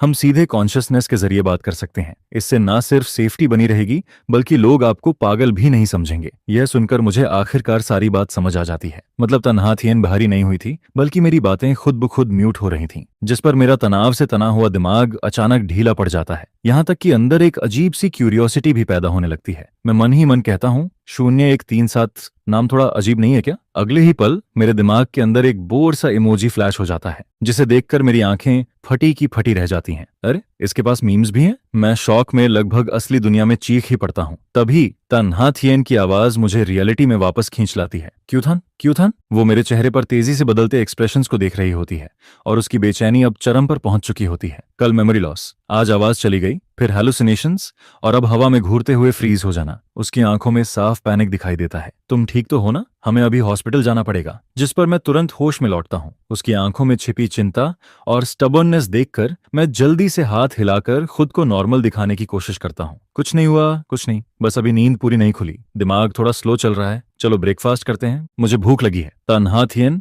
मुझे शक भरी नजरों से देखती है, लेकिन ब्रेकफास्ट खत्म होने के बाद कंपनी जाने से पहले भी वो फैमिली डॉक्टर को बुलाना नहीं भूलती। इसी दौरान जब डॉक्टर मेरा चेकअप कर रहा होता है, तभी एक मिडिल एज्ड आदमी रोते हुए अंदर घुस आता है। प्लीज मिस से मेरे लिए 2 शब्द कह दीजिए, मुझे नौकरी से मत निकलवाइए। मैं पूरी तरह घबरा जाता हूँ। आखिर मेरी मेंटल एज अभी भी 20 साल वाले लड़के जैसी ही थी। किसी बड़े आदमी को मेरे सामने घुटनों पर गिरते देखना मेरे लिए बहुत भारी था, जिस पर मैं जल्दी से उसे उठाने की कोशिश करता हूँ। पहले उठिए, आराम से बताइए क्या हुआ है। वो रोते हुए कहता है, सर घर में बूढ़े माँ बाप हैं और 2 बेटे अभी यूनिवर्सिटी में पढ़ रहे हैं, मैं ये जॉब नहीं खो सकता। उधर बॉडीगार्ड्स पहले ही विला की सारी सिचुएशन तन्हा थियन को रिपोर्ट कर चुके होते हैं। कल ही बदला गया नया नंबर उसी दिन डीएम तक पहुंच गया था। इसका मतलब साफ था, घर के अंदर कोई स्पाई मौजूद था। दीम एक तरफ कंपनी की खबरें निकाल रही थी और दूसरी तरफ हायन थान को लगातार फंसाए रख रही थी, जैसे तन्हा थियन नाम की कोई चीज इस दुनिया में हो ही ना। लेकिन मैं उस आदमी की हरकतें सुनने के बाद उसके लिए बची हुई थोड़ी सिंपैथी भी खो देता हूँ। एक ऐसा इंसान जो अपने मालिक को बेच सकता है, उसे अपने पास रखना मतलब खुद के नीचे बॉम्ब दबाकर बैठना था। आज तुम तन्हा थियन को बेट्रे कर रहे हो, कल किसी और को भी बेच दोगे। आज इन्फॉर्मेशन लीक हुई है, कल किसी की जान भी जा सकती है। जिस पर मैं ठंडी आवाज में कहता हूँ, तुम जैसे लोगों को तो फैमिली अपने पास नहीं रख सकती। तुम्हें मार्केट स्टैंडर्ड के हिसाब से सैलरी मिल जाएगी, लेकिन अगर तुमने यहाँ रोना धोना जारी रखा तो कंपनी रूल्स तोड़ने के लिए ल्यूजेट भी हो सकता है। बॉडीगार्ड्स मेरी कही हुई हर बात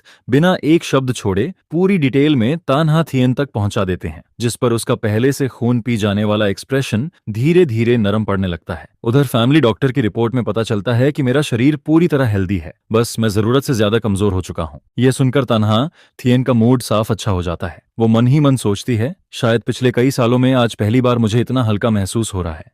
बस यही चाहती हूँ कि अंथान का ये मेमोरी लॉस थोड़ा और लंबा चले। लेकिन अंथान, इस बार मैं तुम्हें फिर कभी भागने नहीं दूंगी। अगर तुम सच में सब भूल चुके हो तो फिर दोबारा कभी याद मत करना। हमेशा मेरे पास ही रहो, अपनी मर्जी से, हमेशा के लिए। इसके बाद मैं वापस बेडरूम में लौट आता हूँ और बेड पर लेटकर अपने दिमाग के अंदर मौजूद सिस्टम से बात करना शुरू कर देता हूँ। 0137, तुम्हारा ये नाम बदला जा सकता है क्या? जो नहीं जानते वो समझेंगे कोई फूड डिलीवरी कोड है। बिल्कुल बदल सकता है होस्ट। आप मुझे किस नाम से बुलाना चाहेंगे? सबसे पहले ये होस्ट वाला टोन बंद करो, मैं अभी इतना बूढ़ा नहीं हुआ हूँ। और तुम्हारा बोलने का तरीका भी थोड़ा बदलो, बहुत रोबोटिक लगता है, बिल्कुल फ्रिज जैसा ठंडा। समझ गया, मैं लाइवली मोड में स्विच कर सकता हूँ, क्या ऐसा ठीक रहेगा? हाँ, बस इंसानों जैसा लगना चाहिए, वरना तुमसे बात करने का भी मन नहीं करेगा। ठीक है, वैसे नाम से पहले मैं अपना फंक्शन एक्सप्लेन कर दूं। मैं मेल लीड रेस्क्यू डिपार्टमेंट से हूँ। मेरा काम मेल लीड को बचाना है। आसान भाषा में कहूँ तो मैं आपकी मदद करने आया हूँ। जिस पर मैं हैरानी से बोल पड़ता हूँ, मुझे बचाने की क्या जरूरत है? क्या तन्हा थियन द्वारा मुझे कैद करके रखने वाली बात, या फिर दीम का लगातार मुझे ट्रैप करना? तभी सिस्टम 0137 अचानक थोड़ा सीरियस हो जाता है। होस्ट, एक बात के लिए आपको मेंटली तैयार रहना होगा। हम जिस दुनिया में रह रहे हैं वो असल में एक नॉवेल है। मैं तुरंत बोल पड़ता हूँ, वो तो मुझे पहले से पता है। जिस पर सिस्टम पूरी तरह हक्का बक्का रह जाता है। आपको कैसे पता चला? अरे इतनी भी अनबिलीवेबल बात नहीं है, सिस्टम घबराकर बोलता है। मैं तो अभी अभी ट्रांसफर होकर आया हूँ,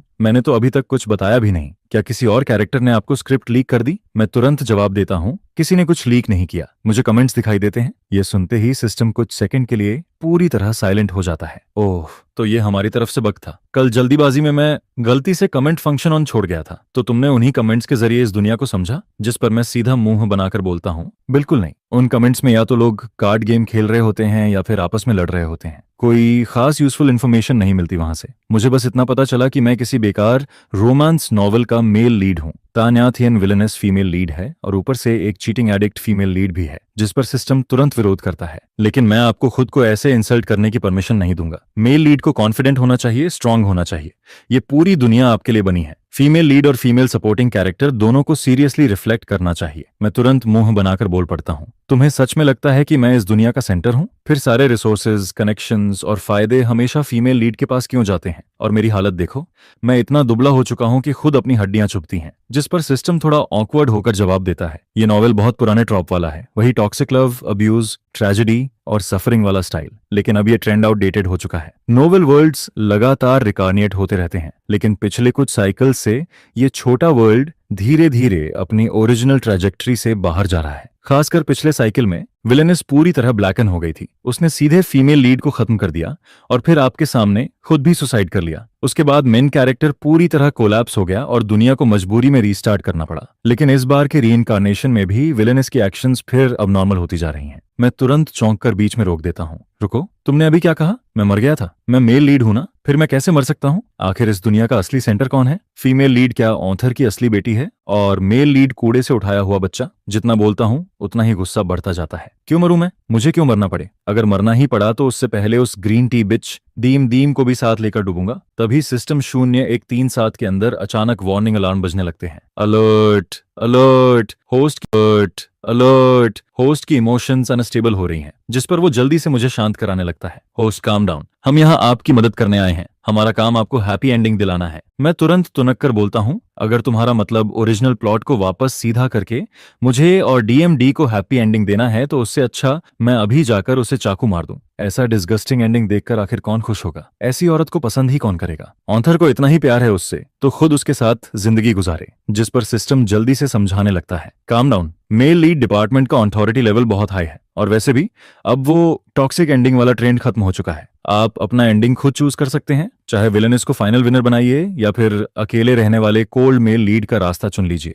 यह सुनकर मैं थोड़ा शांत होता हूँ। अब बात कुछ सुनने लायक लगी। मैं बस एक हैप्पी रियूनियन एंडिंग चाहता हूँ। फिर मैं थोड़ा सोच कर कहता हूँ, अब से तुम्हारा नाम डॉनवियन होगा, कैसा लगा? जिस पर सिस्टम खुशी से जवाब देता है, कोई प्रॉब्लम नहीं होस्ट, हमारा लक्ष्य ही परफेक्ट हैप्पीनेस है, आगे भी अच्छे से साथ काम करेंगे। मैं तुरंत अगला सवाल पूछता हूँ, लेकिन तुमने अभी तक ये नहीं बताया कि तुम्हारे फंक्शंस क्या हैं? तुम मेरी हेल्प कैसे करोगे? तुम्हारा वो कमेंट फंक्शन तो मदद कम इरिटेशन ज्यादा देता है, सारे लोग दिन भर लड़ते रहते हैं। जिस पर डॉनवियन तुरंत माफी मांगता है, सॉरी होस्ट, अभी बंद करता हूँ, बाद में अगर देखना चाहो तो सबकॉन्शियसनेस में जाकर खुद इनेबल कर सकते हो। इसके अलावा आपको मेन मिशंस पूरे करने होंगे, हर स्टेज कंप्लीट होने पर रिवॉर्ड्स अनलॉक होंगे।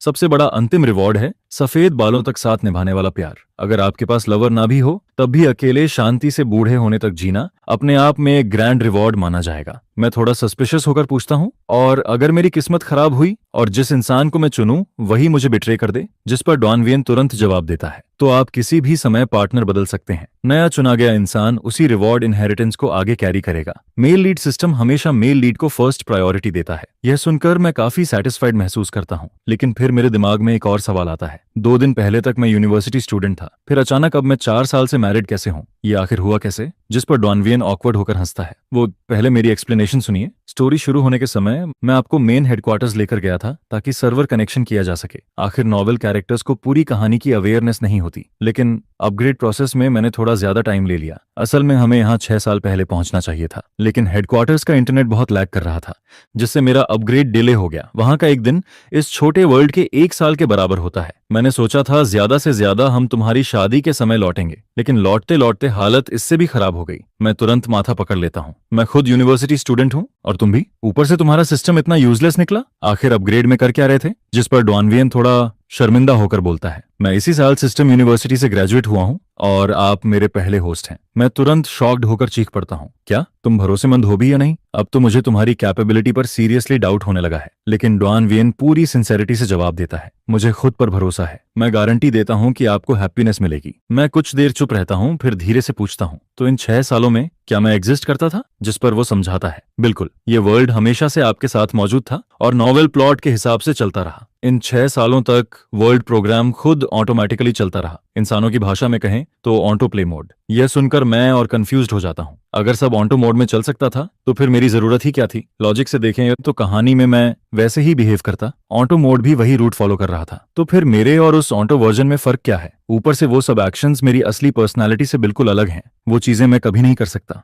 जिस पर डॉनवियन धीरे से जवाब देता है, डिफरेंस ये है कि ऑटो कंट्रोल्ड बॉडी को दर्द महसूस नहीं होता, ना इमोशंस होते हैं ना थॉट्स, लेकिन आपको होते हैं। मैं तुरंत जोर से बोल पड़ता हूँ, अगर मेरे पास इमोशंस और थॉट्स हैं तो मैं इतनी स्टूपिड चीजें कभी नहीं करता। मत कहो कि वो मैं था, वो बिल्कुल मैं नहीं था। दूसरे लोग स्क्रिप्ट खत्म करके लॉग आउट कर जाते हैं, लेकिन तुम अलग हो। तुम्हारा बिगिनिंग और एंडिंग दोनों प्लॉट से फ्री हैं। सिर्फ बीच का हिस्सा जबरदस्ती कंट्रोल किया गया था। जिसे लोग मैनिपुलेट कर रहे थे वो असली मैं नहीं था, वो बस लकड़ी की कठपुतली थी। वो स्क्रिप्ट के हिसाब से जी रहा था, अपनी मर्जी से नहीं। स्टोरी वाला मैं और अभी वाला मैं दोनों पूरी तरह अलग इंसान हैं। उसकी सोच और एक्शंस को मैं बिल्कुल समझ नहीं सकता। बार बार मुझसे बेवकूफियां करवाना, एक दो बार तक तो ठीक है, लेकिन हर बार एक जैसी स्टुपिडिटी करना इम्पॉसिबल है। जिस पर डॉनवियन धीरे से कहता है, अगर आपको लगता है कि स्क्रिप्ट वाला इंसान आप नहीं थे तो ये बिल्कुल नॉर्मल बात है। जो इंसान स्क्रिप्ट के बंधन में बंधकर मर गया था वो असल में तुम्हारा रियल रूप था ही नहीं। सिर्फ वही रूप जहां तुम अपनी मर्जी से आजाद होकर जीते हो, वही तुम्हारा रियल सेल्फ है। चाहे कुछ भी हो जाए, मैं उन 6 सालों को कभी अपना नहीं मानूंगा। सच में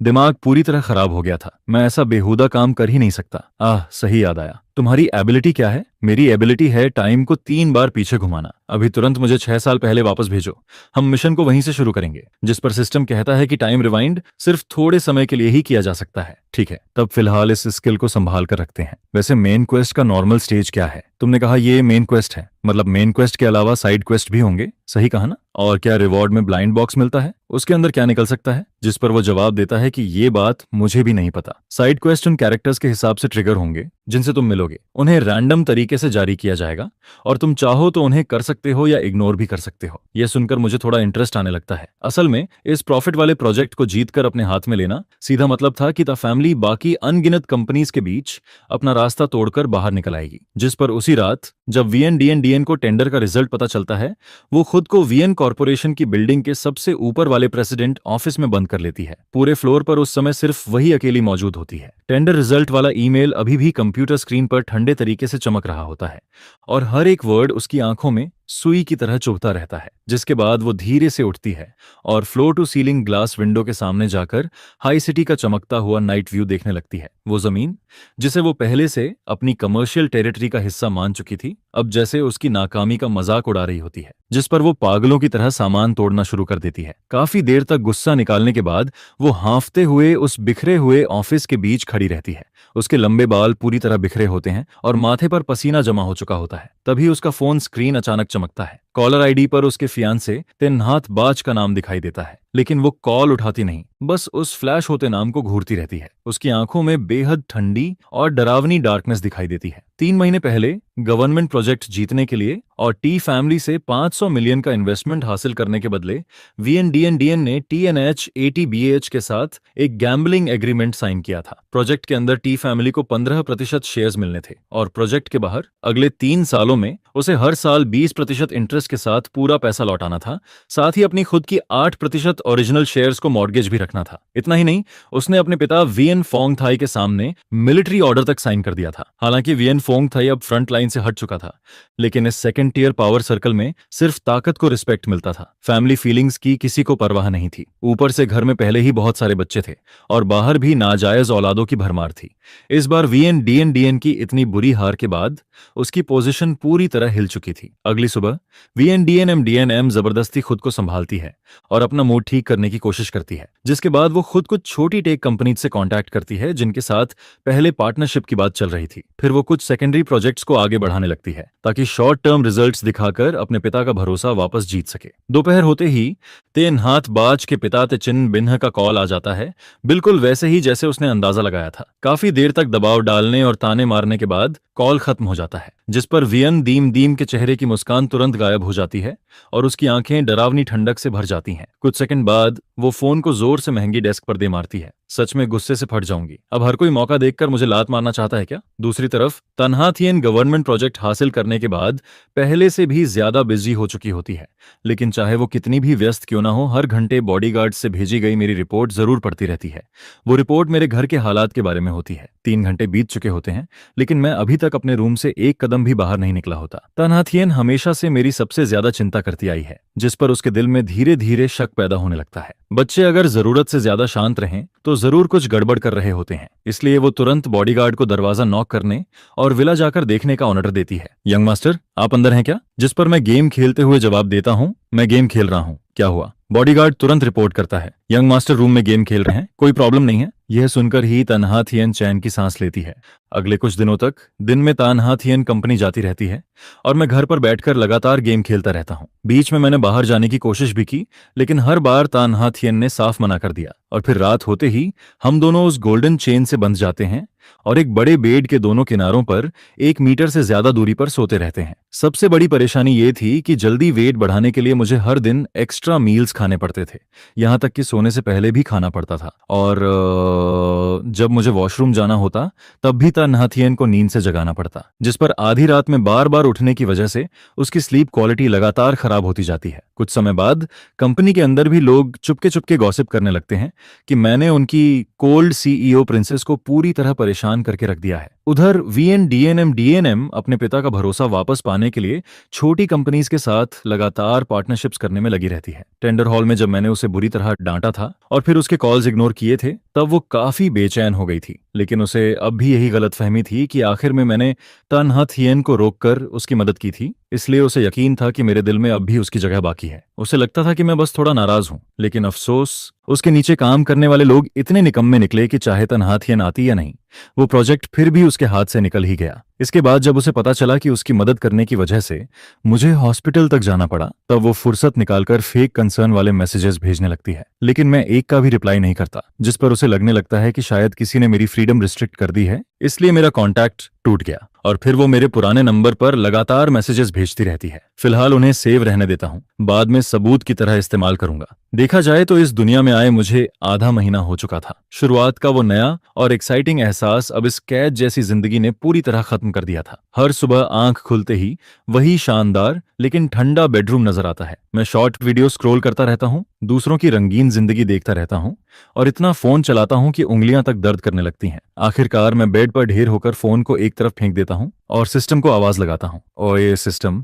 ये मेन क्वेस्ट और साइड क्वेस्ट आखिर ट्रिगर होंगे भी या नहीं? मुझे तो किसी इंसान की शक्ल तक देखने को नहीं मिल रही। हर दिन रूम में बंद होकर गेम खेलते खेलते अब मेरा दिमाग खराब होने लगा था। मुझे तो सच में डिप्रेशन होने वाला है। जिस पर सिस्टम कहता है, होस्ट क्यों ना हम चुपके से बाहर भाग चलें। मैं तुरंत जवाब देता हूँ, बाहर भागना मतलब फिर से ओरिजिनल प्लॉट को फॉलो करना हुआ ना।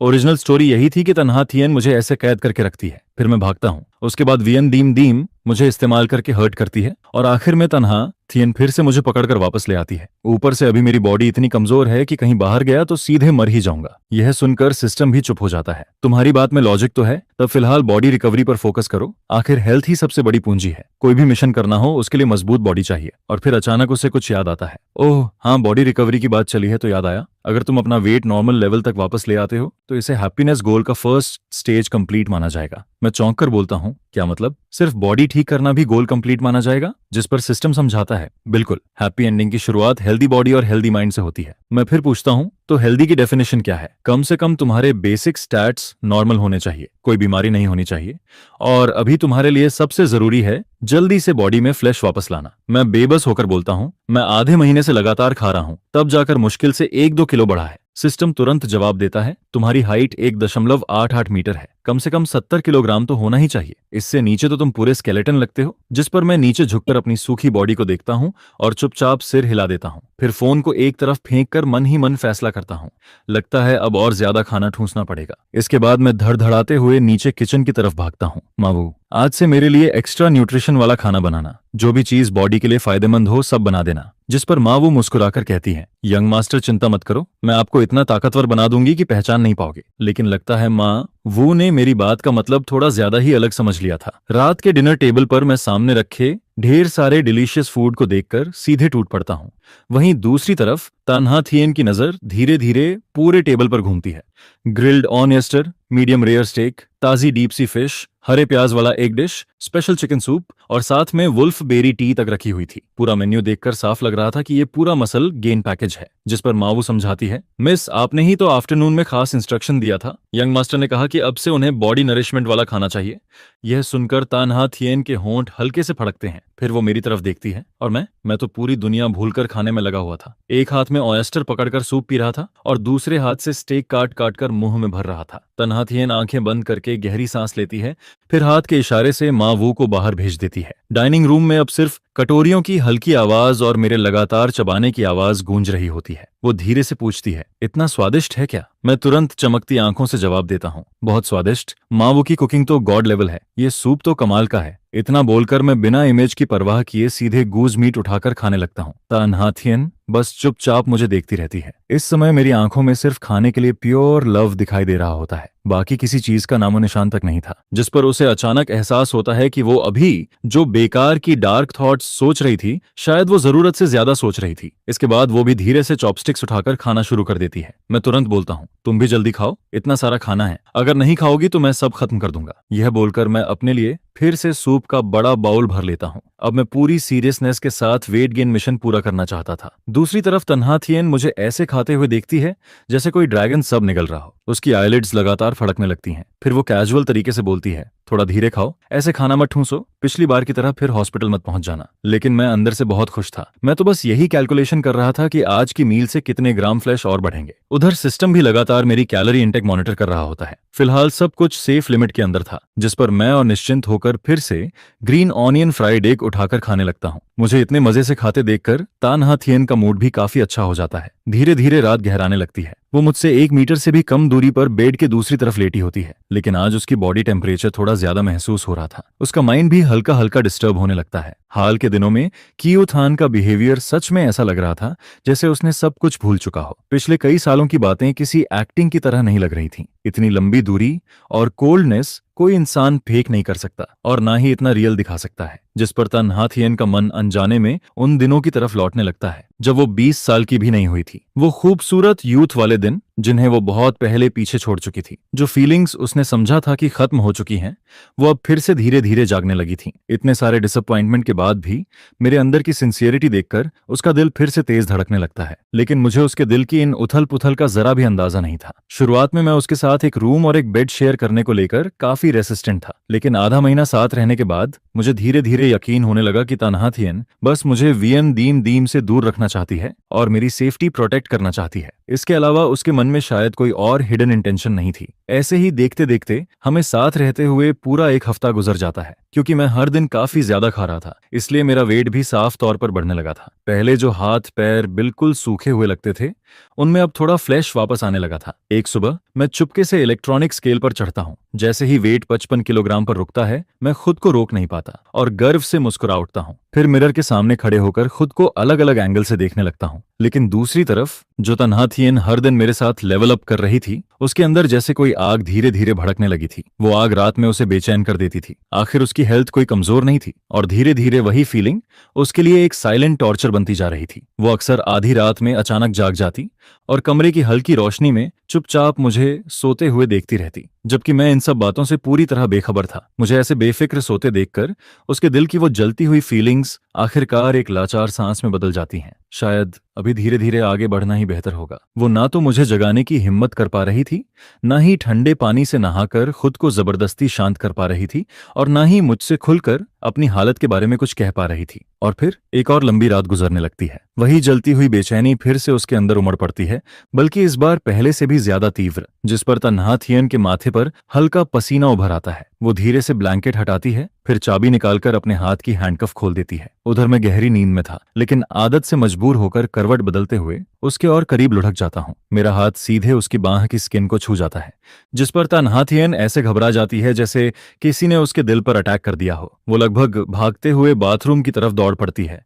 ताकि अपने दिमाग में चल रहे उन अजीब थॉट्स को किसी तरह शांत कर सके। अगली सुबह जब मैं उठता हूँ, मुझे रात की किसी भी बात का जरा सा अंदाजा नहीं होता। मैं हमेशा की तरह नीचे जाकर ब्रेकफास्ट खाने लगता हूँ। तिया न्या थिएन मुझे हर दिन थोड़ा हेल्थी होते देख अंदर ही अंदर काफी खुश होती है। जिस पर मैं अचानक बोल पड़ता हूँ, नाहाथियन, घर में रह रहकर अब बोर हो गया हूँ।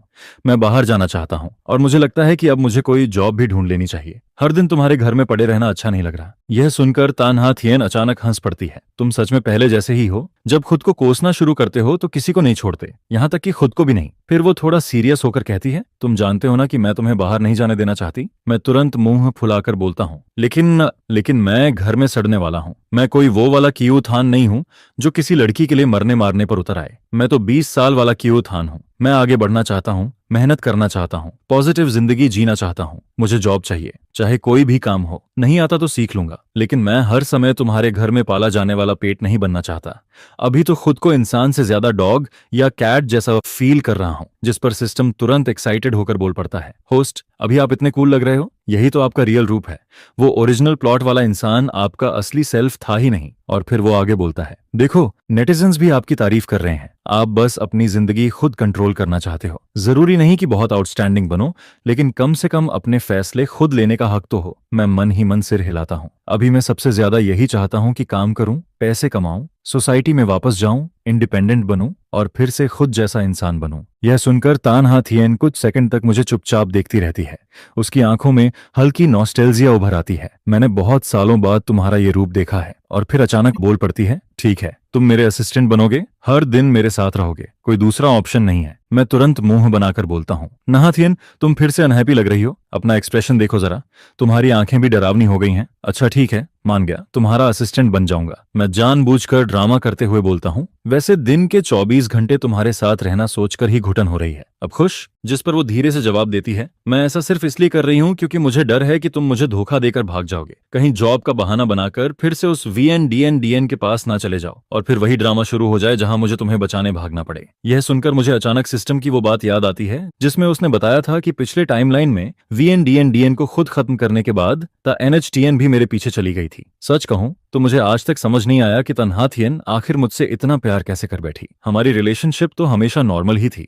अभी भी ब्रेकफास्ट करते करते हम झगड़ पड़ते हैं। पूरे 20 सालों में यही होता आया था। दो बातें ठीक से नहीं होती थीं कि लड़ाई शुरू हो जाती थी, फिर थोड़ी देर बाद वापस पैचअप भी हो जाता था। मैं चाहे जितना सोचूं, समझ ही नहीं पाता कि उसने इतना एक्सट्रीम फैसला क्यों लिया। कहीं तन्हाथियन भी उस ग्रीन टी बिच वियन दीम दीम जैसी तो नहीं, जो इंसान के मरने के बाद ही अपनी फीलिंग्स समझ पाती है। जिस पर मैं आखिर हार मानकर बोल देता हूँ, ठीक है, असिस्टेंट बनना है तो बन जाता हूँ। इसके बाद जब ब्लैक लग्जरी कार धीरे धीरे तक ग्रुप के सामने रुकती है, तब आसपास आते जाते एम्प्लॉयज अनजाने में अपनी चाल धीमी कर देते हैं। कार का दरवाजा खुलता है और बाहर उतरती है उनकी आइस क्वीन सी ओ तन्हाथियन। हमेशा की तरह उसका एक्सप्रेशन ठंडा और दबाव भरा होता है, लेकिन अगले ही पल सभी की नजरें उसके पीछे उतरते हुए मुझ पर टिक जाती हैं, जिस पर पूरे माहौल में हलचल मच जाती है। तन्हाथियन आसपास के लोगों की नजरों की बिल्कुल परवाह नहीं करती। वो सीधे मेरा हाथ पकड़ती है और मुझे लेकर CEO प्राइवेट एलिवेटर की तरफ बढ़ जाती है। उधर एम्प्लॉयज के बीच गॉसिप एक्सप्लोजन शुरू हो जाता है। कुछ लोग तो तुरंत फोन निकालकर कंपनी गॉसिप ग्रुप में मैसेजेस उड़ाने लगते हैं। अरे ये क्या हो रहा है? वो आदमी कियूथान नहीं है क्या? वही जो पहले हमेशा DNM के पीछे पागल घूमता था और मैडम था उसे कंपनी लेकर आई है। ये तो बड़ा मसालेदार मामला लग रहा है। इसी बीच एलिवेटर डिंग की आवाज के साथ खुलता है। सबसे पहले तानहाथियन बाहर निकलती है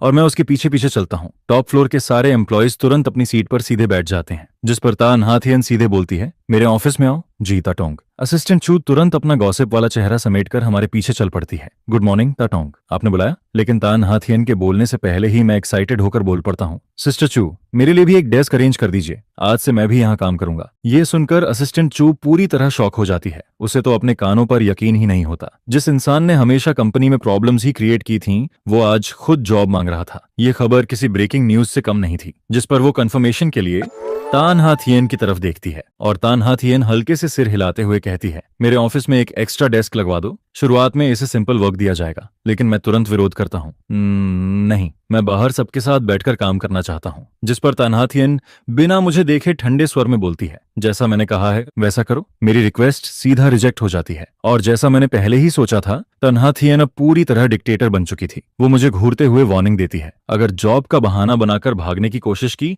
तो जिंदगी भर घर से बाहर कदम नहीं रख पाओगे। जिसके बाद मैं बाहर निकलता हूँ और तुरंत महसूस करता हूँ कि आसपास के सभी लोग मुझे घूर रहे हैं। हर किसी की आंखों में गॉसिप की चमक साफ दिखाई दे रही थी। कुछ सेकंड के लिए माहौल अजीब सा हो जाता है, लेकिन मैं ऐसा मुस्कुराता हूँ जैसे आखिरकार मुझे अपना ट्राइब मिल गया हो। फिर मैं खुद आगे बढ़कर सबसे फ्रेंडली टोन में बोलता हूँ, हेलो एवरीवन, जिस पर सब लोग घबराकर जवाब देते हैं, हेलो सर। मैं हंसते हुए कहता हूँ, अब से हम सब कॉलीग्स हैं। मैं बिल्कुल नया ऑफिस वर्कर हूँ, तो आगे गाइडेंस देना। जिस पर सब लोग जल्दी जल्दी सिर हिलाने लगते हैं, जी जरूर। और मैं ऐसे एक्टिंग करता हूँ जैसे मुझे उनकी क्यूरियस नजरों का जरा भी एहसास नहीं हो रहा। भीड़ की नजरें बहुत जल्दी मुझ पर नेचुरली सेट होने लगती हैं। सिर्फ कुछ कैजुअल बातें करने के बाद ही जो माहौल पहले काफी टेंस था वो काफी हद तक नॉर्मल होने लगता है, जिस पर वहां मौजूद एम्प्लॉयज आखिरकार अपनी गॉसिप वाली क्यूरियोसिटी कंट्रोल नहीं कर पाते और फिर धीरे धीरे टटोलते हुए पूछना शुरू करते हैं, सर अगर बुरा ना माने तो आपका और तातोंग का रिश्ता आखिर है क्या? मैं हल्के से आंखें झपकाता हूँ, जिस पर बिना रुके बहुत नेचुरल तरीके से जवाब देता हूँ, हम दोनों बचपन के दोस्त हैं और पुराने क्लासमेट्स भी। यह सुनकर सब लोग तुरंत समझ जाते हैं, ओह तो ये चाइल्डहुड फ्रेंड्स वाला मामला है, जिस पर सबके अंदर क्यूरियोसिटी और बढ़ जाती है कि आखिर ये मिस्टीरियस इंसान कौन है। तभी असिस्टेंट चू लॉजिस्टिक्स डिपार्टमेंट के लोगों को लेकर अंदर आता है और उनके साथ नया ऑफिस डेस्क, चेयर और एकदम ब्रांड न्यू कंप्यूटर सेटअप भी होता है। वो लोग इधर आते हैं और देखते हैं कि मैं एम्प्लॉयज के बीच घिरा हुआ खड़ा हूँ, जिस पर असिस्टेंट चू तुरंत रुक जाता है और बहुत रिस्पेक्टफुल टोन में बोलता है, कोजिया आप अभी तक ताटोंग के ऑफिस में क्यों नहीं गए? उसका ये को गिया कहना ऐसा लगता है जैसे शांत झील में किसी ने बड़ा पत्थर फेंक दिया हो। पूरे ऑफिस के लोगों के दिल में तूफान उठने लगता है, माहौल एकदम साइलेंट हो जाता है। क्या ये वही लेजेंडरी को गिया है जिसका रिश्ता तातोंग के साथ बेहद खराब बताया जाता है? सोचने वाली बात भी थी, आखिर ता नहा थियन जैसी वुमन के साथ ओपनली खड़ा होने वाला आदमी और कौन हो सकता था? लेकिन उन्हें भले बिल्कुल अंदाजा नहीं था कि उस समय सीईओ ऑफिस के स्पेशल वन वे ग्लास के पीछे तन्हा थियन चुपचाप मुझे ऑब्जर्व कर रही होती है। उसकी नजरें शीशे के पार सीधे मुझ पर टिकी रहती हैं। उसकी आंखों में बेहद कॉम्प्लिकेटेड इमोशंस घूम रहे होते हैं, थोड़ा डाउट, थोड़ा ऑब्जर्वेशन और थोड़ा पॉजिटिवनेस, जिसे वो जबरदस्ती दबाने की कोशिश कर रही होती है। हाल ही में अनथान सच में बहुत ओबीडियंट हो गया है, यहाँ तक कि उसके अंदर फिर से 20 साल की उम्र वाली मिस्चीवियस एनर्जी और लाइवलीनेस वापस दिखने लगी है, लगभग परफेक्ट, बिना किसी फ्लॉ के। जिस पर तन्हा थियन मन ही मन सोचती है, हो सकता है ये उसकी और भी डेंजरस डिस्गाइज हो। मुझे जल्दी से उसकी कमजोरी ढूंढनी होगी और खुद उसके इस फेक मास्क को हटाना होगा। लेकिन अगले ही पल उसका दिल फिर सॉफ्टली कांप उठता है। लेकिन मैं सच में चाहती हूँ कि ये सब रियल हो, काश समय यहीं रुक जाए, काश अंदाज अंथान हमेशा ऐसा ही रहे। वो इंसान जो मुझ पर मुस्कुराता है, मुझसे बहस करता है और जब मैं उसे छेड़ती हूँ तब बस बेवकूफों की तरह हंस देता है। इसके बाद असिस्टेंट चू बहुत तेजी से मेरा पूरा वर्क स्पेस तैयार करवा देता है। न्यू जनरेशन वाला high and computer, office equipments, सब कुछ परफेक्टली सेट हो जाता है। अपना खुद का वर्किंग एरिया मिलने के बाद मैं बाहर से काफी प्रोफेशनल दिखने लगता हूँ। पूरी सुबह मैं कंप्यूटर स्क्रीन के सामने सीरियस बनकर बैठा रहता हूँ, कभी माथा सिकोड़कर सोचता हूँ, कभी कीबोर्ड पर टक टक टाइपिंग करता हूँ। देखने में ऐसा लगता है जैसे बहुत बड़ा एक्सपर्ट हूँ, लेकिन अंदर की हालत कुछ और ही होती है। डॉनविन, ये रिपोर्ट आखिर कहना क्या चाहती है? ये नंबर्स रिप्रेजेंट क्या कर रहे हैं और ये डॉक्यूमेंट फॉर्मेट कैसे अलाइन करते हैं? मैं इसे ठीक करता हूँ और ये और अगली हो जाता है। आखिर स्कूल में किसी ने ये सब सिखाया ही नहीं था। मैंने जिंदगी में कभी ऑफिस वर्क किया ही नहीं था। यहाँ तक कि इस VLVT नाम को देखकर भी मुझे क्रिंज फील होने लगता है। कलर कॉम्बिनेशन भी आंखें खराब करने वाला था, जिस पर मैं सेल्फ रिलायंस वाला प्रिंसिपल अपनाता हूँ। पहले सीक्रेटली फोन निकालकर गूगल सर्च करता हूँ। जो चीज बिल्कुल समझ नहीं आती, उसके लिए तुरंत डॉन वियन को कॉल करके रिमोट गाइडेंस मांगता हूँ। पूरा दिन स्ट्रगल करते करते निकल जाता है, लेकिन आखिरकार मैं कुछ बेसिक टास्क्स कंप्लीट कर ही लेता हूँ। इसके बाद तन्हा थियन मेरे सबमिट किए हुए डॉक्यूमेंट्स प्रिंट करवाती है और पेन से कुछ जगह हल्के हल्के टैप करते हुए समझाने लगती है, यहाँ लॉजिक गलत है, यहाँ डेटा रेफरेंस एक्यूरेट नहीं है और ये फॉर्मेटिंग भी कंपनी स्टैंडर्ड्स के हिसाब से नहीं है। मैं उसके पास झुककर ध्यान से सुनने लगता हूँ। उसकी आवाज बहुत सॉफ्ट और पेशेंट होती है, जिस पर मैं धीरे धीरे उसकी थिंकिंग प्रोसेस में खोने लगता हूँ। उसे प्रॉब्लम्स एनालाइज करते, एडिट करते और सॉल्यूशन निकालते देख मैं भी उसकी तरह सोचना सीखने लगता हूँ। धीरे धीरे बाहर शाम होने लगती है। तभी ठीक 5 बजे ऑफिस की छुट्टी वाली बेल बजती है। 1 सेकंड पहले तक मैं डीप कंसंट्रेशन में था, लेकिन अगले ही पल ऐसा लगता है जैसे किसी ने एनर्जी इंजेक्शन लगा दिया हो। मेरी आंखें चमक उठती हैं।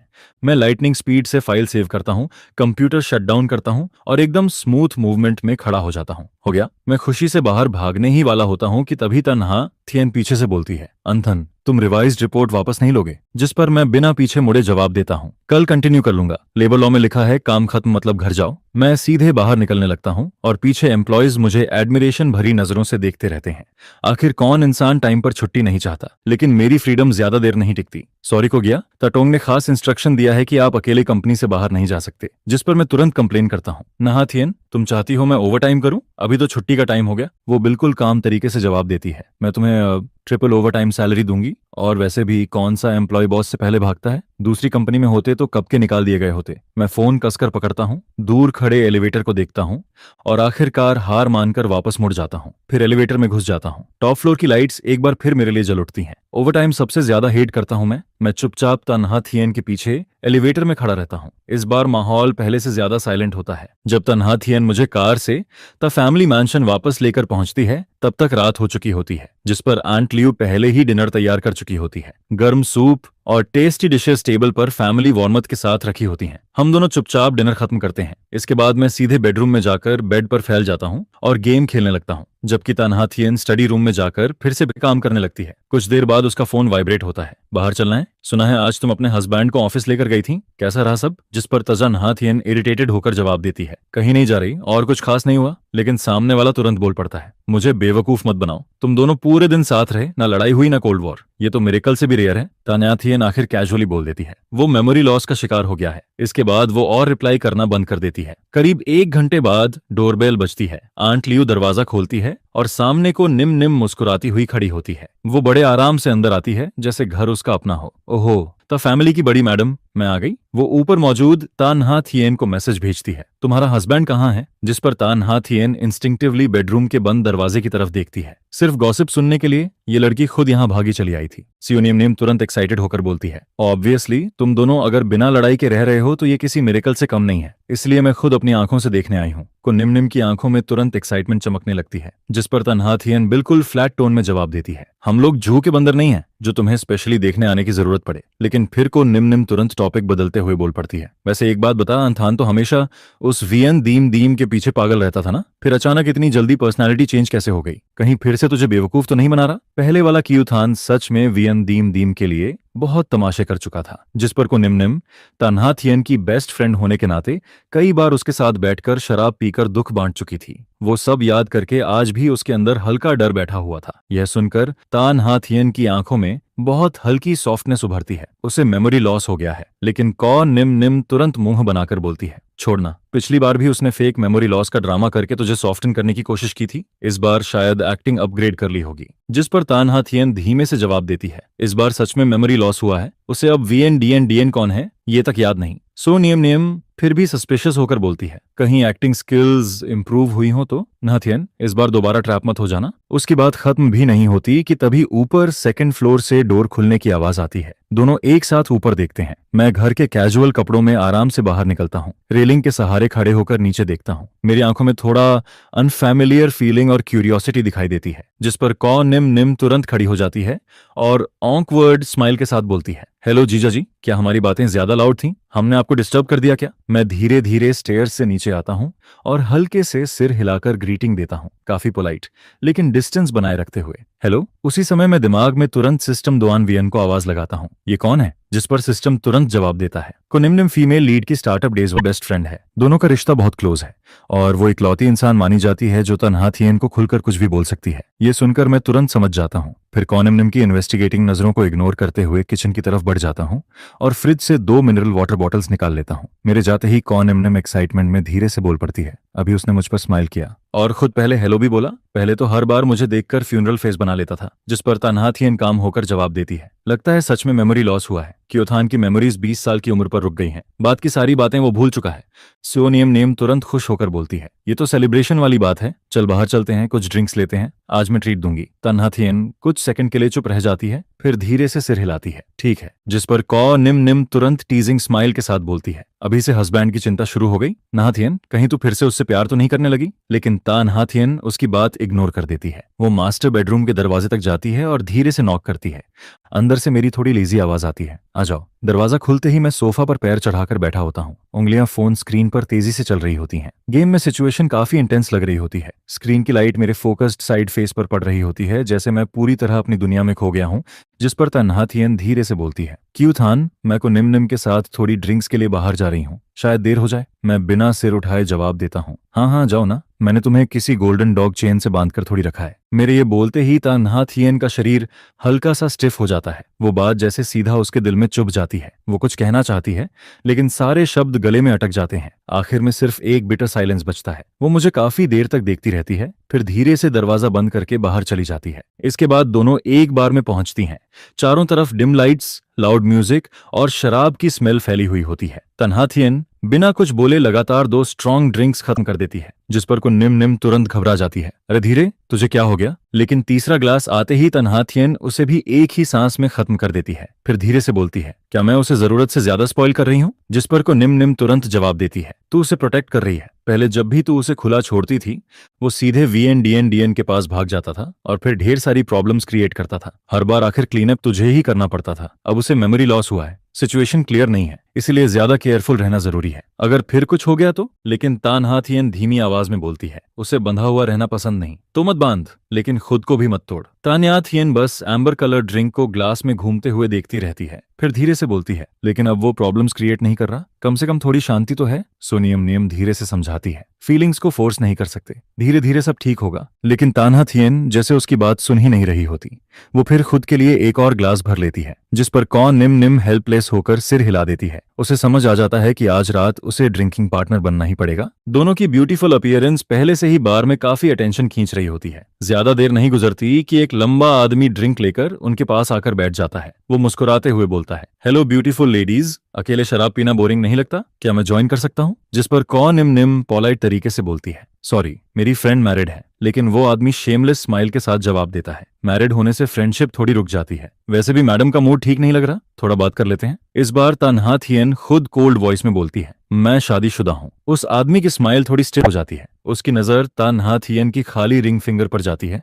फिर वो प्रोवोकेटिव टोन में बोलता है, लगता है हस्बैंड से फाइट हुई है? देखिए, कभी कभी खुद को फ्री छोड़ देना चाहिए। क्या पता इस वक्त आपका हस्बैंड भी कहीं और मजे कर रहा हो। वैसे भी आपने वेडिंग रिंग भी उतार दी है, इतना सीरियस होने की क्या जरूरत? लाइफ छोटी है, एंजॉय करना चाहिए। उसी समय दूसरी तरफ मैं ऑनलाइन गेम में दोस्तों के साथ माइक ऑन करके खेल रहा होता हूँ। हम लोग एनिमी डुओ को इतना टॉर्चर कर रहे होते हैं कि वो ऑलमोस्ट रोने की हालत में पहुंच जाते हैं। तभी अचानक बिना वार्निंग के मुझे जोरदार छींक आती है। छी, मैं नाक रगड़ते हुए बड़बड़ाता हूँ, कौन याद कर रहा है मुझे? वापस बार में तन्हा थियन के आसपास का टेम्परेचर अचानक फ्रीजिंग लेवल तक गिर जाता है। वो आदमी की तरफ बर्फ जैसी ठंडी नजरों से देखती है। दफा हो जाओ। उसकी टेरिफाइंग ऑरा देखकर वो आदमी डर के मारे तुरंत भाग जाता है, जिस पर को निम निम राहत की सांस लेती है। लेकिन अगले ही पल वो नोटिस करती है कि तन्हा थियन लगातार अपनी राइट हैंड की रिंग फिंगर को देख रही है। वहां कुछ भी नहीं था। उनकी शादी शुरू से ही फेक मैरिज थी। पहले वाला क्यूथान उससे प्यार नहीं करता था और शायद फ्यूचर में भी नहीं करेगा। यही रियलाइजेशन उसके दिल को किसी स्ट्रॉन्ग अल्कोहल से भी ज्यादा जला रही थी। इसके बाद तन्हा थियन लगातार एक के बाद एक ड्रिंक खत्म करती रहती है। को निम निम उसे देखकर बेहद परेशान हो जाती है,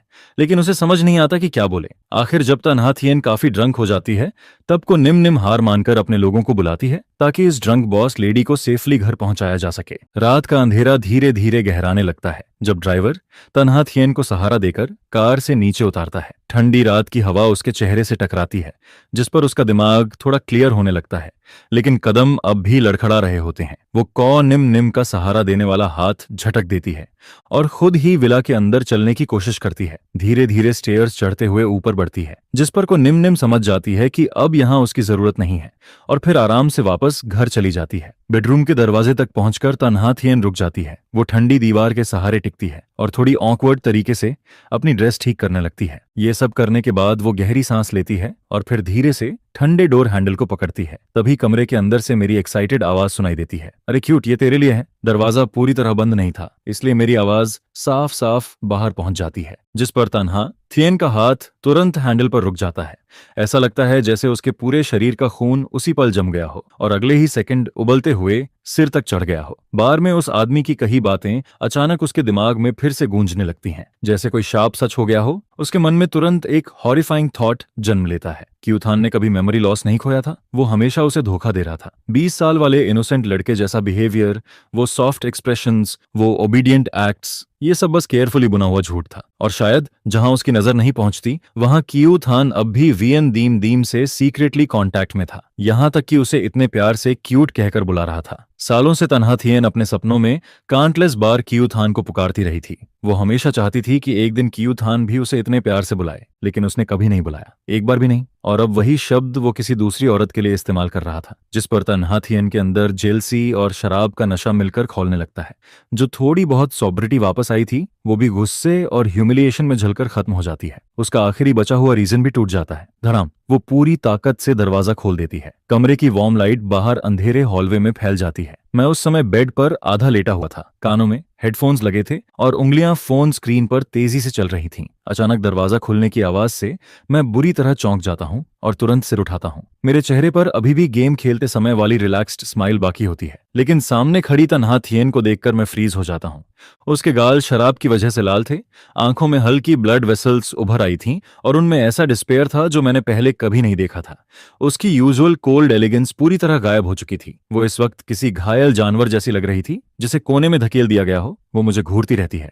उसके होंठ काफी देर तक कांपते रहते हैं और फिर आखिर वो टूटती हुई आवाज में बोलती है, क्यों थान, तुमने मुझे धोखा दिया, तुम्हें मेमोरी लॉस हुआ ही नहीं था। मैं पूरी तरह कंफ्यूज्ड होकर सीधा बैठ जाता हूँ। मैंने तुम्हें क्या धोखा दिया? मैंने कभी झूठ नहीं बोला। झूठ नहीं बोला? वो लड़खड़ाते कदमों से अंदर आती है। उसकी हील्स की आवाज फ्लोर पर जोर से गूंज रही होती है। हर कदम ऐसा लगता है जैसे मेरे सीने पर पड़ रहा हो। अभी जो तुमने क्यूट कहा वो कौन थी? वीएन थी ना? तुम हमेशा एक्टिंग करते रहे। Fake memory loss, fake obedience, fake dependence, और पीछे से उसी औरत के साथ कांटेक्ट रखते रहे। तभी मुझे आखिर समझ आता है कि मिसअंडरस्टैंडिंग कहाँ हुई।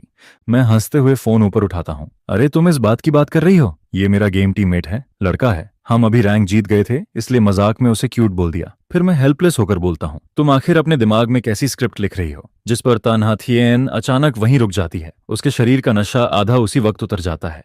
उसकी आंखों का गुस्सा धीरे धीरे शौक में बदलने लगता है। वो फोन की गेम स्क्रीन को देखती है, फिर मेरे इनोसेंट फेस को। उसके लाल पड़े गाल तुरंत सफेद पड़ने लगते हैं। मैं धीरे से बोलता हूँ, तन्हा थियन, मुझे पता है तुम किससे डरती हो। तुम डरती हो कि मैं फिर वीएन के पास चला जाऊंगा, सही कहा ना? मैं हल्की सांस लेकर आगे बोलता हूँ, लेकिन वो आदमी जो उसके लिए पागल था वो मैं नहीं हूँ। वो सिर्फ कहानी के कंट्रोल में चलने वाला पपेट था। मेरी मेमोरीज अभी भी 20 साल की उम्र पर रुकी हुई हैं। मुझे सिर्फ इतना याद है कि बचपन से हम दोनों हमेशा लड़ते रहते थे। तन्हा थियन के कंधे हल्के कांपने लगते हैं। वो मेरी तरफ नहीं देखती, लेकिन अब बहस भी नहीं करती, जिस पर मैं बेड से उतरकर उसके सामने आ जाता हूँ। मुझे याद है स्पोर्ट्स मीट में जब मैं फर्स्ट आने वाला था और एक्सीडेंट में गिर पड़ा था, तो मुझे स्कूल हॉस्पिटल तक लेकर गई थी। पूरे रास्ते मुझे डांटती रही, लेकिन मेरा हाथ इतना कसकर पकड़ा था जैसे छोड़ने से डर रही हो। मुझे ये भी याद है जब मेरे पास पॉकेट मनी नहीं होती थी, तुम मुंह से बोलती थी कि देना नहीं चाहती, लेकिन पीछे से सीक्रेटली पैसे पकड़ा देती थी। और तुम हमेशा कहती थी कि दुनिया के सारे मर्द मर जाएं, तब भी तुम मुझे पसंद नहीं करोगी। मैं हल्का मुस्कुराता हूँ, लेकिन मुझे पता है वो सिर्फ गुस्से वाली बातें थीं। इसके बाद मैं धीरे से हाथ बढ़ाकर उसके चेहरे से आंसू साफ करता हूँ। मेरी मूवमेंट्स थोड़ी क्लमजी होती हैं, लेकिन बेहद केयरफुल भी। पिछले आधे महीने में मैंने सब देख लिया। मुंह से तुम बोलती थी कि मुझे गोल्डन चेन से बांध कर रखना चाहती हो। तुम्हें डर था कि मैं भाग जाऊंगा, तुम्हें डर था कि मैं हर्ट हो जाऊंगा, लेकिन फिर भी तुमने मुझे सबसे अच्छी जिंदगी दी। मेरे लिए तुमने इतना इंपॉर्टेंट बिडिंग प्रोजेक्ट तक छोड़ दिया। यहां तक कि जब तुम्हें शक था कि मैं एक्टिंग कर रहा हूं, तब भी तुम बार बार मेरी तरफ भाग कर आई। मैं उसकी आंखों में देखते हुए धीरे से बोलता हूं, तन्हा थियन, तुम कोई विलन नहीं हो। तुम इस दुनिया की सबसे बेवकूफ और सबसे ज्यादा मुझे प्रोटेक्ट करने वाली इंसान हो। उसकी आंखों से आंसू गिरते हैं और सीधे मेरे हाथ पर आकर टूटते हैं। वो आंसू इतने गर्म थे कि जैसे मेरी स्किन जला रहे हों। काफी देर बाद वो कांपती आवाज में पूछती है, तुम सच में अब वीएन के पास नहीं जाओगे? मैं तुरंत डिस्गास्टेड फेस बनाता हूँ। मैं उसके पास जाकर करूंगा भी क्या? वो लड़की तो बस मुझे यूज करती थी, मुझे स्टेपिंग स्टोन बनाकर ऊपर चढ़ना चाहती थी, और कभी एक सच्चा वर्ड भी नहीं दिया। अगर मैं दोबारा उसके पास गया तो समझ लेना मैं पागल हो गया हूँ। पहले वाला इडियट मैं नहीं था, अब मैं सिर्फ खुद हूँ, और मैं उस टॉक्सिक औरत से जितना दूर रहूं उतना अच्छा है। सिस्टम अचानक एक्साइटेड होकर चिल्लाने लगता है, होस्ट आप तो कमाल हो। मिसअंडरस्टैंडिंग पूरी क्लियर हो गई, लेकिन मैं उसे इग्नोर कर देता हूँ। मैं धीरे से तन्हा थियन का हाथ पकड़ता हूँ और उसे बेड के किनारे बैठा देता हूँ। फिर सॉफ्टली बोलता हूँ, मैं उस पुराने बेवकूफ की तरफ से तुमसे माफी मांगता हूँ। उसने तुम्हें पूरे 6 साल हर्ट किया, तुम्हारी रातों की नींद छीन ली। तुम उससे प्यार करती थी, लेकिन तुम्हें उसे रोकने के लिए फोर्स और कंट्रोल का सहारा लेना पड़ा। ये सब उसकी गलती थी। मैं उसकी आंखों में देखते हुए आखिरी बार धीरे से बोलता हूँ, लेकिन आज से ये क्यू थान कभी भी तानहा थियन को दोबारा रुलाने नहीं देगा। तानहा थियन सीधे आकर मुझे कसकर गले लगा लेती है और मेरी कमर को पकड़कर अपना चेहरा मेरी गर्दन में छुपा लेती है, जिस पर पिछले 6 सालों से दबा हुआ उसका सारा दर्द आखिरकार फूट पड़ता है और वो एक छोटे बच्चे की तरह फूट फूट कर रोने लगती है। यह देखकर मैं धीरे धीरे उसकी पीठ थपथपाता रहता हूँ और मेरे दिल में उसके लिए बहुत दर्द भर जाता है। असल में तानहा थियन का मुझे कैद करके रखना कभी कंट्रोल नहीं था, बल्कि वो मुझे बचाने का उसका तरीका था। अगर वो हर पल मेरे पास रहकर मेरी देखभाल नहीं करती तो शायद वो इंसान जो अंदर से पूरी तरह टूट चुका था, कब का अकेलेपन और निराशा में मर गया होता, जिस पर उसने अपने सबसे ऑकवर्ड और एक्सट्रीम तरीके से मेरी जिंदगी को बचाकर रखा। फिर मैं उसके कान के पास धीरे से कहता हूँ, अब आगे से मुझे चेन से मत बांधना, मैं कहीं भागने वाला नहीं हूँ। अगर तुम्हें डर लगता है तो मैं जहां भी जाऊंगा तुम्हें साथ लेकर जाऊंगा। काम पर जाऊंगा तब भी तुम साथ रहोगी और काम से लौटूंगा तब भी तुम्हारे पास रहूंगा। इस जिंदगी में अब कभी तुमसे दूर नहीं जाऊंगा। जिस पर वो अपनी लाल और सूजी हुई आंखों से मुझे देखती है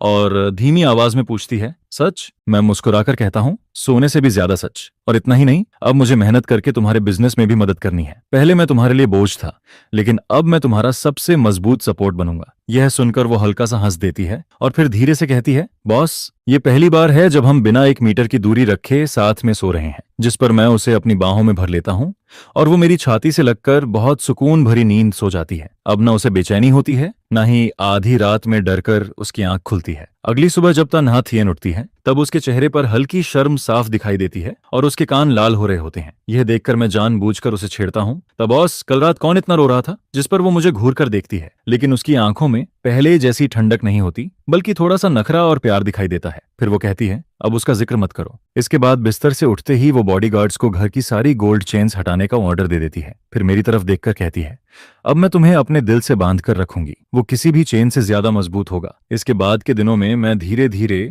बिजनेस की दुनिया में खुद को ढालना शुरू कर देता हूँ। शुरुआत में तो मुझे रिपोर्ट्स तक पढ़नी नहीं आती थी, लेकिन बाद में मैं तानहा थियन से बिजनेस और कंपनी मैनेजमेंट सीखना शुरू करता हूँ, जिस पर मेरी प्रोग्रेस बहुत तेजी से होने लगती है। और जब भी वो मुझे सिखाती है तब वो बेहद पेशेंस के साथ हर चीज समझाती रहती है। वहीं दूसरी तरफ मैं भी पूरी मेहनत करता हूँ, क्योंकि अब मैं उसके ऊपर से थोड़ा प्रेशर कम करना चाहता हूँ ताकि उसे हर चीज अकेले ना संभालनी पड़े। वहीं दूसरी तरफ ट्राजान वीएनडीएनडीएन को आखिरकार अपनी ग्रीड और सेल्फिशनेस की कीमत चुकानी पड़ती है। गवर्नमेंट प्रोजेक्ट की बिडिंग में उसकी हार हो जाती है और न सिर्फ उसे इन्वेस्टमेंट नहीं मिलता, बल्कि वो भारी कर्ज में भी डूब जाती है, जिस पर उसके सारे शेयर्स भी गिरवी रख दिए जाते हैं। उसका पिता वैसे ही बेटियों को पसंद नहीं करता था और जैसे ही उसने वीएनडीएनडीएन को पूरी तरह फेल होते देखा, उसने तुरंत कंपनी की सारी पावर उससे छीन ली और बाकी बच्चों को कंट्रोल दे दिया, जिस पर वीएनडीएनडीएन को हर कोई छोड़ने लगता है। उसका पुराना ग्लैमरस जीवन पूरी तरह खत्म हो जाता है और आखिर में उसे चुपचाप अपना सामान लेकर हाई सिटी छोड़ना पड़ता है। अब उसके पास वापस खड़े होने का भी कोई मौका नहीं बचता। जब मुझे ये खबर मिलती है तब मैं बस हल्का सा मुस्कुरा देता हूँ और अपनी बाहों में बैठी लड़की को और कसकर पकड़ लेता हूँ, क्योंकि उसका यह अंजाम उसी के एक्शंस का रिजल्ट था, इसमें किसी और की गलती नहीं थी। कुछ समय बाद जब को निम फिर से ता फैमिली के घर आती है तब वो मुझे और तानहा थियन को साथ में सोफा पर बैठे देखती है। मैं उसके लिए फ्रूट्स छीलकर खिला रहा होता हूँ और वो मैं कंधे पर सिर रखकर डॉक्यूमेंट्स पढ़ रही होती है, जिस पर दोनों का ये पीसफुल सीन देखकर को निम के मुंह की चाय लगभग बाहर निकल जाती है। फिर वो जोर से कहती है, हे भगवान क्यूथान, तुम्हारा यू टर्न तो कमाल का निकला। पहले तुम्हारी आंखों में सिर्फ वो ट्राजान वीएन डीएन दिखाई देती थी और अब तुम्हारी नजरों में सिर्फ हमारी नहा थियन है। यह सुनकर तानहा थियन हल्के से उसे मारती है, लेकिन उसके होंठों पर मुस्कान बनी रहती है। फिर वो कहती है, फालतू बातें मत करो। जिस पर मैं तानहा थियन का हाथ पकड़कर बहुत सीरियस होकर कहता हूँ, पहले मैं सच में अंधा था, लेकिन अब मुझे साफ दिखाई देने लगा है कि आखिर कौन वो इंसान है जिसे मुझे सबसे ज्यादा चेरिश करना चाहिए। तभी अचानक सिस्टम की आवाज आती है, होस्ट, स्टेज 1 मिशन पूरी तरह कंप्लीट हो चुकी है।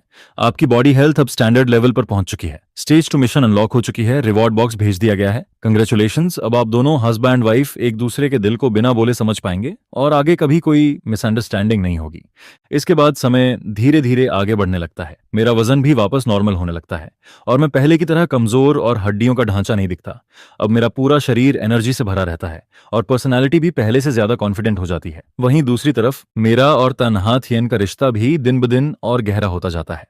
बचपन के राइवल्स अब एक दूसरे की जिंदगी का सबसे जरूरी हिस्सा बन चुके होते हैं, जिस पर हमारा बिजनेस भी लगातार ग्रो करता रहता है। हमारी कंपनी का इन्फ्लुएंस हर जगह फैलने लगता है और वो हाई सिटी की टॉप कंपनीज में शामिल हो जाती है। यहाँ तक कि जो शेयर होल्डर्स पहले तानहा थियन पर शक करते थे, थे वो भी अब मेरी तारीफ करना शुरू कर देते हैं। फिर एक वीकेंड पर मैं तन्हा थियन का हाथ पकड़कर उसे हमारे पुराने यूनिवर्सिटी कैंपस में लेकर जाता हूँ।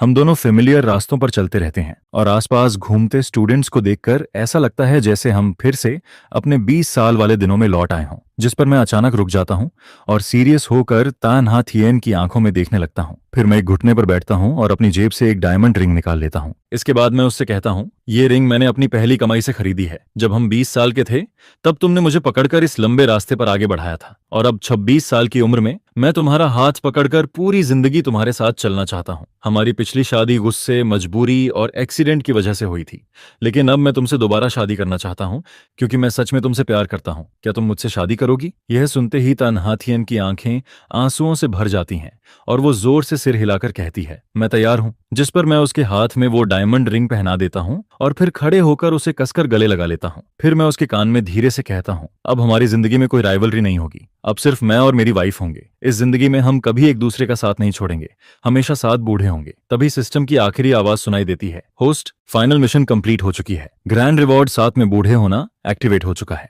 आपको और तन्हा थियन को जिंदगी भर खुशी और शांति मिले। जिस पर मैं अपनी वाइफ को बाहों में भर लेता हूँ और मेरा दिल पूरी तरह सेटिस्फैक्शन से भर जाता है। पहले मुझे लगता था कि मैं इस नॉवेल की दुनिया में बस एक पपेट हूँ जिसकी डेस्टिनी पहले से तय हो चुकी है और जो धीरे धीरे सिर्फ ट्रेजेडी की तरफ बढ़ रहा है। लेकिन अब मुझे समझ आ चुका था कि अगर इंसान अपने दिल को मजबूत रखे और सच्चे प्यार की कदर करे तो वो किसी भी बंधन से बाहर निकल सकता है और अपनी पसंद की जिंदगी जी सकता है। तन्हा थियन ने 6 साल तक चुपचाप मेरी रक्षा की, सिर्फ इसलिए ताकि असली मैं एक दिन वापस लौट सके। और अब मैं अपनी बाकी पूरी जिंदगी उसकी हर तकलीफ, हर इंतजार और हर दर्द का जवाब अपने प्यार और साथ से देना चाहता हूँ। कई शांत रातों में जब मैं तन्हा थियन को अपने पास चैन से सोते हुए देखता हूँ तब मैं धीरे से उसके माथे को चूम लेता हूँ। इस जिंदगी में तुमसे शादी करना कियू थान की सबसे बड़ी खुशकिस्मती थी। बाकी पूरी जिंदगी में तूफान भी तुम ही रहोगी, सुकून भरे दिन भी तुम ही रहोगी, मिल्की वे भी तुम ही रहोगी, शान और दौलत भी तुम ही रहोगी और मेरे दिल की गहराई में छुपी सारी सॉफ्टनेस भी सिर्फ तुम ही रहोगी।